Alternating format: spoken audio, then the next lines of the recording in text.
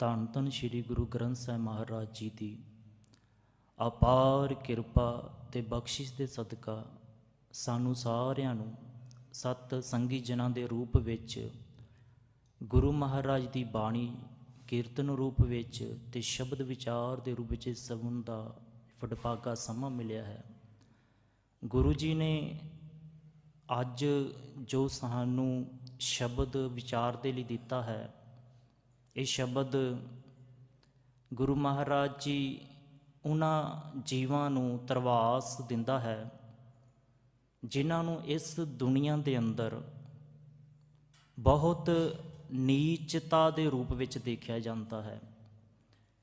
ਉਹ ਭਾਵੇਂ ਸਮਾਜਿਕ ਤੌਰ 'ਤੇ ਹੋਵੇ ਤੇ ਭਾਵੇਂ ਆਰਥਿਕ ਤੌਰ 'ਤੇ, ਕਿਉਂਕਿ ਸਮਾਜਿਕ ਤੌਰ 'ਤੇ ਵੀ ਸਾਡੇ ਸਮਾਜ ਦੇ ਅੰਦਰ ਜਾਤ ਪਾਤ ਹੈ ਜਿਸ ਦੇ ਵਿੱਚ ਨੀਵੀਆਂ ਜਾਤਾਂ ਨੂੰ ਇਸ ਦਾ ਜੋ ਹੈ ਨਿਸ਼ਾਨਾ ਬਣਾਇਆ ਜਾਂਦਾ ਹੈ, ਔਰ ਆਰਥਿਕ ਤੌਰ 'ਤੇ ਜਿਨ੍ਹਾਂ ਦੀ ਝੋਲੀ ਦੇ ਵਿੱਚ ਘੱਟ ਮਾਇਆ ਹੁੰਦੀ ਹੈ ਉਹ ਵੀ ਇਸ ਦਾ ਨਿਸ਼ਾਨਾ ਬਣਦੇ ਹਨ।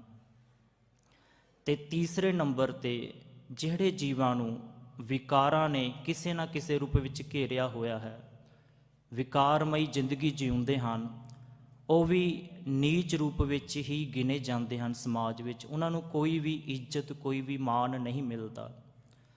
ਔਰ ਅੱਜ ਦੇ ਸ਼ਬਦ ਦੇ ਅੰਦਰ ਗੁਰੂ ਪਾਤਸ਼ਾਹ ਜੀ ਨੇ ਸਾਨੂੰ ਸਾਰਿਆਂ ਨੂੰ ਇਹ ਗੱਲ ਦੇ ਲਈ ਪ੍ਰੇਰਿਤ ਕੀਤਾ ਹੈ, ਜੇਕਰ ਅਸੀਂ ਭਾਵੇਂ ਸਮਾਜਿਕ ਤੌਰ 'ਤੇ, ਭਾਵੇਂ ਆਰਥਿਕ ਤੌਰ 'ਤੇ ਤੇ ਭਾਵੇਂ ਵਿਕਾਰਾਤਮਕ ਰੂਪ ਵਿੱਚ ਅਸੀਂ ਬਹੁਤ ਜ਼ਿਆਦਾ ਨੀਚਤਾ ਨੂੰ ਛੂੰਹਦੇ ਹਾਂ, ਪਰ ਜੇਕਰ ਅਸੀਂ ਪਰਮ ਪਿਤਾ ਪਰਮਾਤਮਾ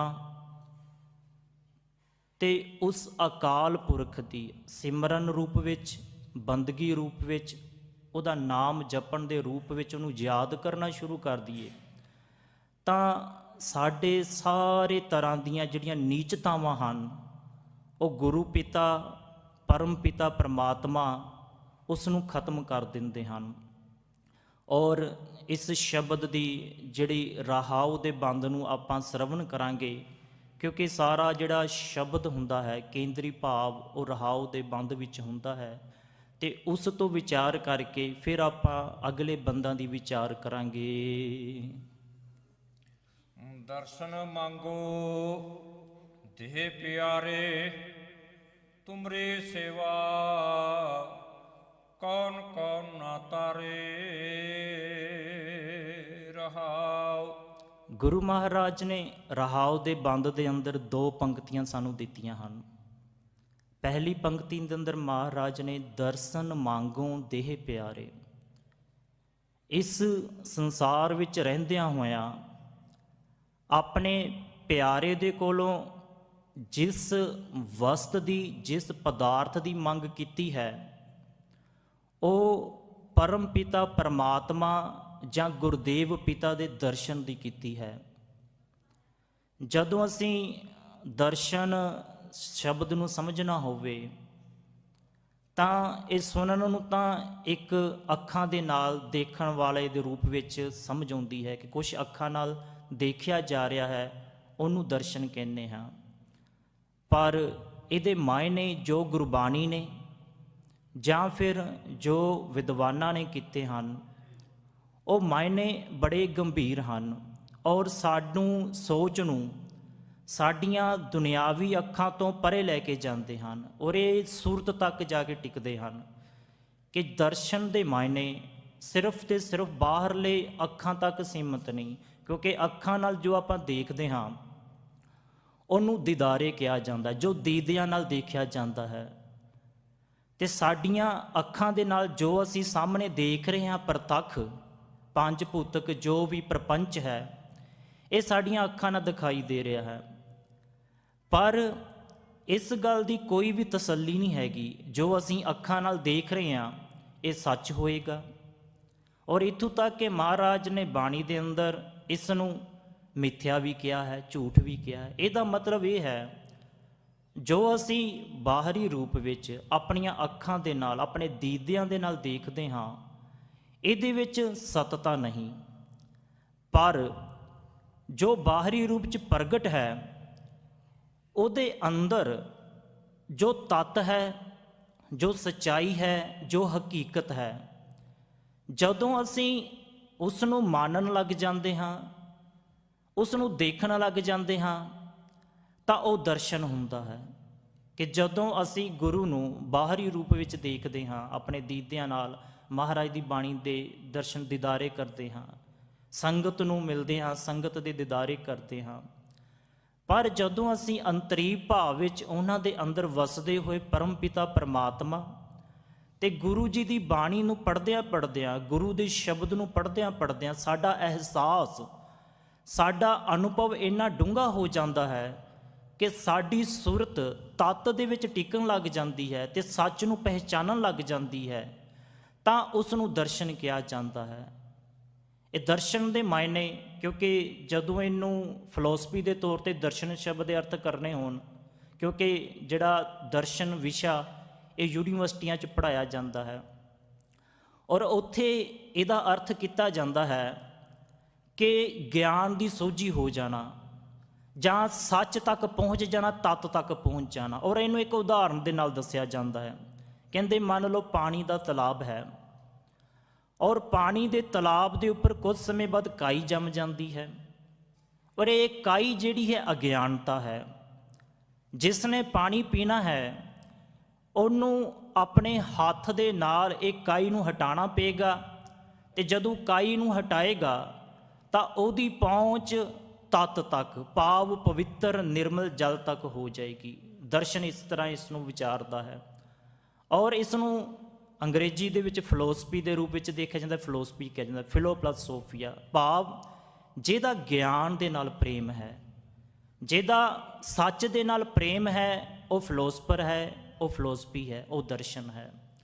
ਔਰ ਇਹੀ ਦਰਸ਼ਨ ਦੇ ਮਾਇਨੇ ਇੱਧਰ ਵੀ ਟੁਕਦੇ ਹਨ ਕਿ ਜਦੋਂ ਸਾਡੀ ਤੱਤ ਤੱਕ, ਸੱਚ ਤੱਕ, ਹਕੀਕਤ ਤੱਕ ਪਹੁੰਚ ਹੋਣ ਲੱਗ ਜਾਵੇ, ਜਦੋਂ ਅਸੀਂ ਸੱਚ ਨੂੰ ਆਪਣੇ ਅੰਦਰ ਬੈਠਿਆਂ ਹੋਇਆਂ ਮੰਨਣ ਲੱਗ ਜਾਈਏ, ਤਾਂ ਉਹਨੂੰ ਦਰਸ਼ਨ ਕਿਹਾ ਜਾਂਦਾ ਹੈ, ਪਰਮ ਪਿਤਾ ਪਰਮਾਤਮਾ ਦੇ ਦਰਸ਼ਨ। ਔਰ ਮਹਾਰਾਜ ਨੇ ਬਾਣੀ ਦੇ ਅੰਦਰ ਜ਼ਿਕਰ ਕੀਤਾ ਹੈ, ਹਰ ਦਰਸ਼ਨ ਪਾਵੈ ਵਡਭਾਗ, ਕਿ ਜਿਹੜੇ ਹਰੀ ਦੇ ਦਰਸ਼ਨ ਹਨ, ਵਾਹਿਗੁਰੂ ਦੇ ਦਰਸ਼ਨ ਹਨ, ਪਰਮ ਪਿਤਾ ਪਰਮਾਤਮਾ ਦੇ ਦਰਸ਼ਨ ਹਨ, ਕਿਸੇ ਬਹੁਤ ਹੀ ਵੱਡੇ ਭਾਗਾਂ ਵਾਲਿਆਂ ਨੂੰ ਪ੍ਰਾਪਤ ਹੁੰਦੇ ਹਨ, ਜਿਹਦੀ ਬਹੁਤ ਤੇਜ਼ ਕਿਸਮਤ ਹੋਵੇ। ਕਿਉਂਕਿ ਮਹਾਰਾਜ ਨੇ ਕਰਮ ਦੀ ਫਿਲਾਸਫੀ ਦਿੱਤੀ ਹੈ ਔਰ ਤੇ ਪਾਤਸ਼ਾਹ ਨੇ ਇਹ ਵੀ ਕਿਹਾ ਹੈ ਕਿ ਪਿਛਲੇ ਜਨਮਾਂ ਦੇ ਕੋਈ ਚੰਗੇ ਕਰਮ ਹੋਣ ਜੋ ਅਸੀਂ ਕੀਤੇ ਹਨ ਤੇ ਉਹਦੇ ਆਧਾਰ ਤੇ ਫਿਰ ਅਗਲੇ ਜਨਮਾਂ ਦੇ ਵਿੱਚ ਨਿਸ਼ਚਿਤ ਹੁੰਦਾ ਹੈ ਕਿ ਮਨੁੱਖ ਨੇ ਕਰਨਾ ਕੀ ਹੈ ਕਿ ਨਹੀਂ ਕਰਨਾ।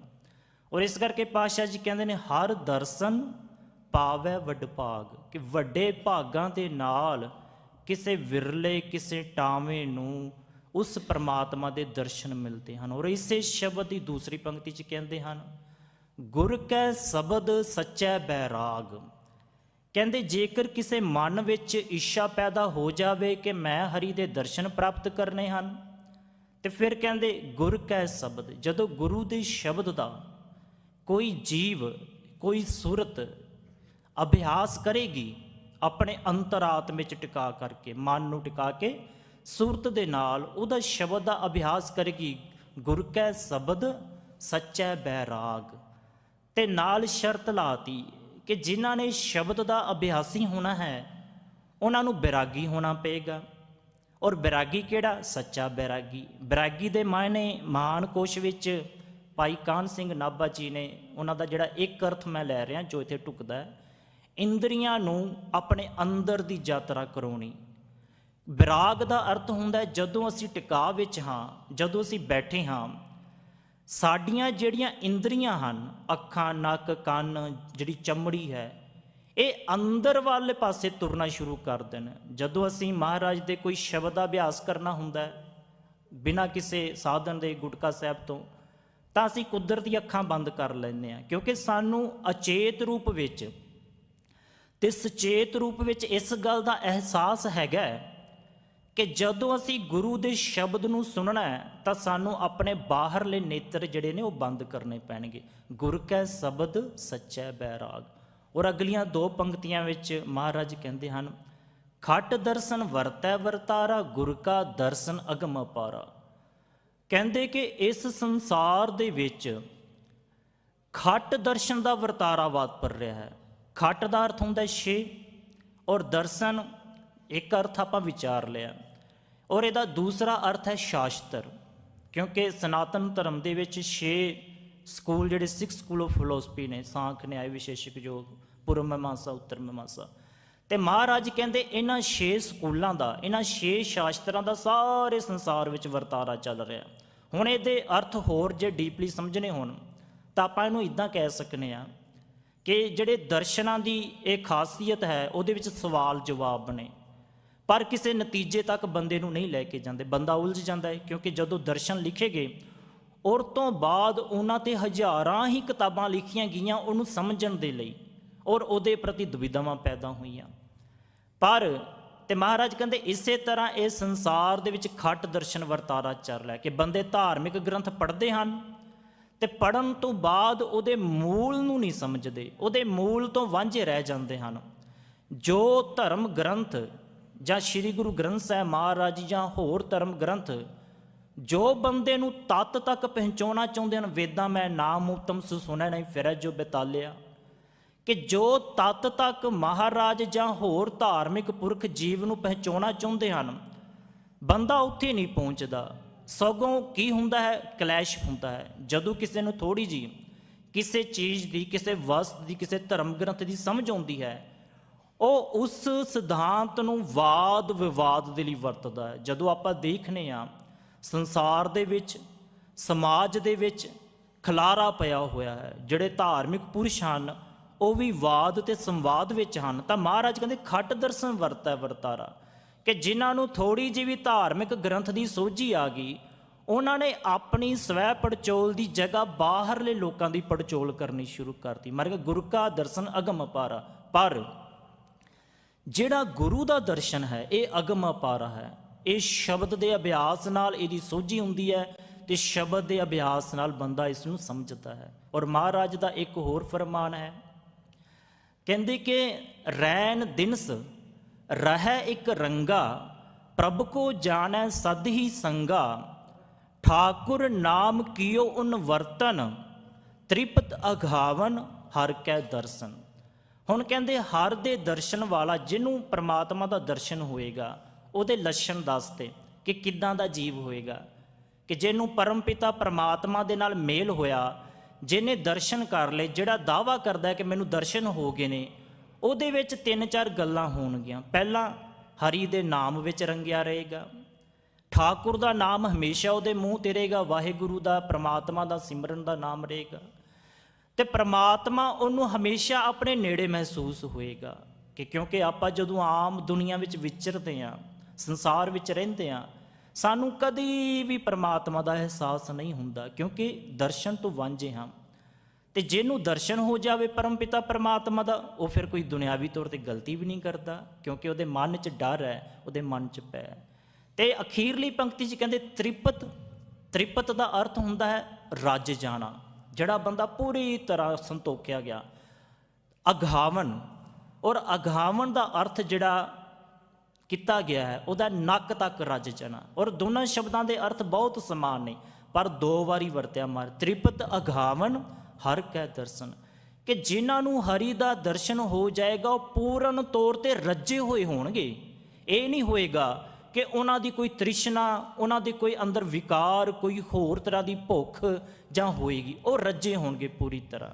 ਔਰ ਮਹਾਰਾਜ ਦਾ ਇੱਕ ਪ੍ਰਮਾਣ ਹੋਰ ਹੈ, ਸਤਿਗੁਰ ਦਰਸ਼ਨ ਅਗਨ ਨਿਵਾਰੀ, ਕਿ ਜਿਹੜਾ ਸਤਿਗੁਰੂ ਦਾ ਦਰਸ਼ਨ ਹੈ ਨਾ, ਇਹ ਸਾਡੇ ਅੰਦਰ ਦੀ ਅੱਗ ਨੂੰ ਖਤਮ ਕਰ ਦਿੰਦਾ, ਨਿਵਾਰ ਦਿੰਦਾ, ਜਾਂ ਇਹਨੂੰ ਕੰਟਰੋਲ ਕਰ ਦਿੰਦਾ। ਔਰ ਅਗਨ ਹੈ ਕੀ ਹੈ? ਇੱਕ ਤਾਂ ਤ੍ਰਿਸ਼ਨਾ ਨੂੰ ਅਗਨ ਕਿਹਾ, ਕਿਉਂਕਿ ਤ੍ਰਿਸ਼ਨਾ ਦੇ ਵਿੱਚ ਸਹਿਸ ਖਟੇ ਲੱਖ ਕੋ ਉਠਤਾ ਵੈ, ਕਿ ਬੰਦਾ ਸਹਿਸ ਖਟਦਾ, ਸਹਿਸ ਦਾ ਮਤਲਬ ਹੁੰਦਾ 1000, ਅਤੇ ਲੱਖਾਂ ਵੱਲ ਜਾਂਦਾ ਹੈ। ਅਤੇ 4 ਅੱਗਾਂ ਹੋਰ ਦੱਸੀਆਂ ਮਹਾਰਾਜ ਨੇ, ਹੰਸ ਹੇਤ ਕੋਪ, ਕਹਿੰਦੇ ਹੰਸ ਹੇਤ ਲੋਭ ਕੋਪ, 4 ਨਦੀਆਂ ਅੱਗ, ਕਿ ਜਿਹੜਾ ਹੰਸ ਹੇਤ ਤੇ ਜਿਹੜੀ ਕੋਪ ਹੈ, ਕਹਿੰਦੇ ਇਹ 4 ਨਦੀਆਂ ਹਨ। ਹੰਸ ਦਾ ਮਤਲਬ ਹਿੰਸਾ ਕਰਦੇ ਨਹੀਂ, ਨਿਰਦਇਤਾ ਹੋਣੀ, ਬੰਦਾ ਅਤਿਆਚਾਰੀ ਹੋ ਜਾਂਦਾ, ਹੇਤ ਦਾ ਅਰਥ ਹੁੰਦਾ ਮੋਹ ਹੋਣਾ, ਸਾਡੀ ਕਿਸੇ ਨਾਲ ਅਟੈਚਮੈਂਟ ਹੋ ਜਾਣੀ, ਕਿਸੇ ਵੀ ਰੂਪ ਵਿੱਚ, ਮਾਪਿਆਂ ਨਾਲ, ਬੱਚਿਆਂ ਨਾਲ, ਧਨ ਪਦਾਰਥ ਨਾਲ। ਲੋਭ, ਲੋਭ ਲਾਲਚ ਹੋ ਜਾਣਾ, ਕਿ ਇੱਕ ਤਾਂ ਹੁੰਦਾ ਮਿਹਨਤ ਕਰਕੇ ਕਮਾਣਾ, ਪਰ ਮਿਹਨਤ ਕੀਤੇ ਬਿਨਾਂ ਹੀ ਬੰਦਾ ਚਾਹੁੰਦਾ ਉਹਦੇ ਕੋਲ ਪੈਸੇ ਆ ਜਾਣ। ਇਹਨੂੰ ਇੱਕ ਛੋਟੀ ਜਿਹੀ ਉਦਾਹਰਨ ਨਾਲ ਸਮਝ ਲੈਂਦੇ ਹਾਂ ਲੋਭ ਕੀ ਹੁੰਦਾ, ਕਿ ਜਿਸ ਤਰ੍ਹਾਂ ਅੱਜ ਕੱਲ੍ਹ ਆਮ ਹੀ ਇਹ ਵਰਤਾਰਾ ਵਾਪਰ ਰਿਹਾ ਕਿ ਤੁਸੀਂ ਇਸ ਗੇਮ 'ਤੇ ਪੈਸੇ ਲਾਓਗੇ ਤਾਂ ਤੁਸੀਂ ਜਿੱਤ ਸਕਦੇ ਹੋ। ਬੱਚਿਆਂ ਨੂੰ ਲਾਲਚ ਦਿੱਤਾ ਜਾਂਦਾ ਇਹ ਗੇਮ ਖੇਡਣ ਨਾਲ ਤੁਹਾਨੂੰ ਪੈਸੇ ਮਿਲਣ, ਇਹ ਲਾਲਚ ਹੈ। ਔਰ ਇਸ ਲਾਲਚ ਵਿੱਚ, ਇਸ ਜੂਏ ਵਿੱਚ ਸਾਰੀ ਦੁਨੀਆ ਨੂੰ ਲਾਇਆ ਜਾ ਰਿਹਾ। ਕੋਪ, ਕੋਪ ਕਹਿੰਦੇ ਹਨ ਕ੍ਰੋਧ ਨੂੰ। ਕਹਿੰਦੇ ਇਹ ਚਾਰੇ ਅੱਗਾਂ ਹਨ, ਤੇ ਜਦੋਂ ਸਤਿਗੁਰੂ ਦਾ ਦਰਸ਼ਨ ਕਿਸੇ ਨੂੰ ਮਿਲ ਜਾਵੇਗਾ ਇਹ ਚਾਰੇ ਅੱਗਾਂ ਦਾ ਨਿਵਾਰਨ ਹੋਏਗਾ। ਸਤਿਗੁਰ ਦਰਸ਼ਨ ਅਗਨ ਨਿਵਾਰੀ। ਔਰ ਭਾਈ ਗੁਰਦਾਸ ਜੀ ਨੇ ਤਾਂ ਦਰਸ਼ਨ ਦੇ ਬਾਰੇ ਬਹੁਤ ਕਮਾਲ ਦੀ ਗੱਲ ਲਿਖੀ ਹੈ। ਦਰਸ਼ਨ ਦੇਖਤ ਹੀ ਸੁਧ ਕੀ ਨਾ ਸੁਧ ਰਹੀ, ਬੁੱਧ ਕੀ ਨਾ ਬੁੱਧ ਰਹੀ, ਮਤ में ना मत है, सुरत में ना सुरत हो, ध्यान में ना ध्यान रहो, ज्ञान में ना ज्ञान रहो, गत में ना गत है, धीरज को धीरज, गर्भ को गर्भ क्यों, रत में ना रत रही, पत रत पत है, अद्भुत परम अद्भुत, बिस्म है बिस्म, अश्चर्य है अश्चर्य, अत अत है। ਭਾਈ ਗੁਰਦਾਸ ਜੀ ਕਹਿੰਦੇ ਜਦੋਂ ਮਨੁੱਖ ਨੂੰ ਦਰਸ਼ਨ ਹੋਣਗੇ ਨਾ ਪਰਮ ਪਿਤਾ ਪਰਮਾਤਮਾ ਦੇ, ਸਤਿਗੁਰੂ ਦੇ, ਉਹਦੇ ਅੰਦਰ ਦੀ ਹਰੇਕ ਸਿਆਣਪ, ਹਰੇਕ ਚਤੁਰਾਈ, ਸੁੱਧ, ਬੁੱਧ, ਗਿਆਨ, ਧਿਆਨ, ਸੂਰਤ, ਕਿਉਂਕਿ ਆਪਾਂ ਕਹਿੰਦੇ ਕਿ ਧਿਆਨ ਲਾਉਣਾ ਚਾਹੀਦਾ, ਤੇ ਭਾਈ ਗੁਰਦਾਸ ਜੀ ਕਹਿੰਦੇ ਜਦੋਂ ਪਰਮ ਪਿਤਾ ਪਰਮਾਤਮਾ ਦੇ ਦਰਸ਼ਨ ਹੋ ਗਏ ਨੇ ਧਿਆਨ ਦੇ ਮਾਇਨੇ ਵੀ ਜ਼ੀਰੋ ਹੋ ਜਾਣਗੇ। ਆਪਾਂ ਕਹਿੰਦੇ ਗਿਆਨ ਹੋਣਾ ਚਾਹੀਦਾ, ਤੇ ਭਾਈ ਗੁਰਦਾਸ ਜੀ ਕਹਿੰਦੇ ਜਦੋਂ ਪਰਮ ਪਿਤਾ ਪਰਮਾਤਮਾ ਦੇ ਦਰਸ਼ਨ ਹੋ ਗਏ ਗਿਆਨ ਦੇ ਵੀ ਮਾਇਨੇ ਜ਼ੀਰੋ ਹੋ ਜਾਣਗੇ। ਸੁੱਧ ਬੁੱਧ ਦੀ ਤਾਂ ਕੋਈ ਗੱਲ ਹੀ ਨਹੀਂ ਰਹੀ, ਕਿ ਇਹ ਸਾਰੀਆਂ ਚੀਜ਼ਾਂ ਬਿਲਕੁਲ ਖਤਮ, ਜ਼ੀਰੋ ਸ਼ੂਨੇ ਹੋ ਜਾਣਗੀਆਂ, ਕਿਉਂਕਿ ਉਹਦਾ ਦਰਸ਼ਨ ਕੀ ਹੈ? ਅਦਭੁਤ। ਉਹਦਾ ਦਰਸ਼ਨ ਹੈਰਾਨ ਕਰਨ ਵਾਲਾ, ਪਰਮ ਅਦਭੁਤ, ਪਰਮ ਅਦਭੁਤ, ਕਿ ਉਹਦਾ ਦਰਸ਼ਨ ਬਹੁਤ ਜ਼ਿਆਦਾ ਹੈਰਾਨ, ਬਿਸਮ ਹੈ ਬਿਸਮ, ਅਸਚਰਜ ਹੈ ਅਸਚਰਜ ਹੈ, ਕਿ ਇੰਨਾ ਬਾ ਕਮਾਲ ਉਸ ਪਰਮਾਤਮਾ ਦਾ ਦਰਸ਼ਨ ਹੈ। ਪਰ ਮਿਲਦਾ ਕਿਸੇ ਵਿਰਲੇ ਵਿਰਲੇ ਟਾਵੇਂ ਟਾਵੇਂ ਨੂੰ ਹੈ, ਜਿਰ ਤੇ ਗੁਰੂ ਦੀ ਕਿਰਪਾ ਹੁੰਦੀ ਹੈ, ਜਿਰ ਤੇ ਗੁਰੂ ਮਿਹਰਾਮਤ ਕਰਦਾ ਹੈ। ਤੇ ਮਹਾਰਾਜ ਕਹਿੰਦੇ ਦਰਸ਼ਨ ਮੰਗੋ ਦੇਹ ਪਿਆਰੇ, ਕਿ ਮੈਂ ਇਸ ਦਰਸ਼ਨ ਦੀ ਲੋਚਾ ਕਰਦਾ ਆ, ਕਿ ਜੋ ਆਪਾਂ ਦੀਦਿਆਂ ਨਾਲ ਵੇਖਨੇ ਆ, ਆਪਣੇ ਦੀਦਾਰ ਕਰਦੇ ਆ, ਸਾਰਾ ਇਹਦਾ ਇੱਕ ਦਾਇਰਾ ਹੈ, ਇਹ ਸੀਮਤ ਹੈ। ਸੀਮਤ ਅਸੀਮਤ ਤੱਕ ਪਹੁੰਚਣ ਦੇ ਲਈ ਰਸਤਾ ਨਿਰਧਾਰਿਤ ਕਰਦਾ ਹੈ। ਜੋ ਅਸੀਂ ਬਾਹਰ ਦੇਖ ਰਹੇ ਹਾਂ ਸੰਗਤ ਰੂਪ ਵਿੱਚ ਪਰਮ ਪਿਤਾ ਪਰਮਾਤਮਾ ਦਾ ਜੋ ਵਰਤਾਰਾ ਵਰਤਾਇਆ ਹੋਇਆ, ਇਹ ਸਾਰਾ ਵਰਤਾਰਾ ਇਸ ਕਰਕੇ ਹੈ ਕਿ ਬੰਦੇ ਨੇ ਅਸੀਮਤ ਦੇ ਦਰਸ਼ਨ ਕਰਨੇ ਹਨ।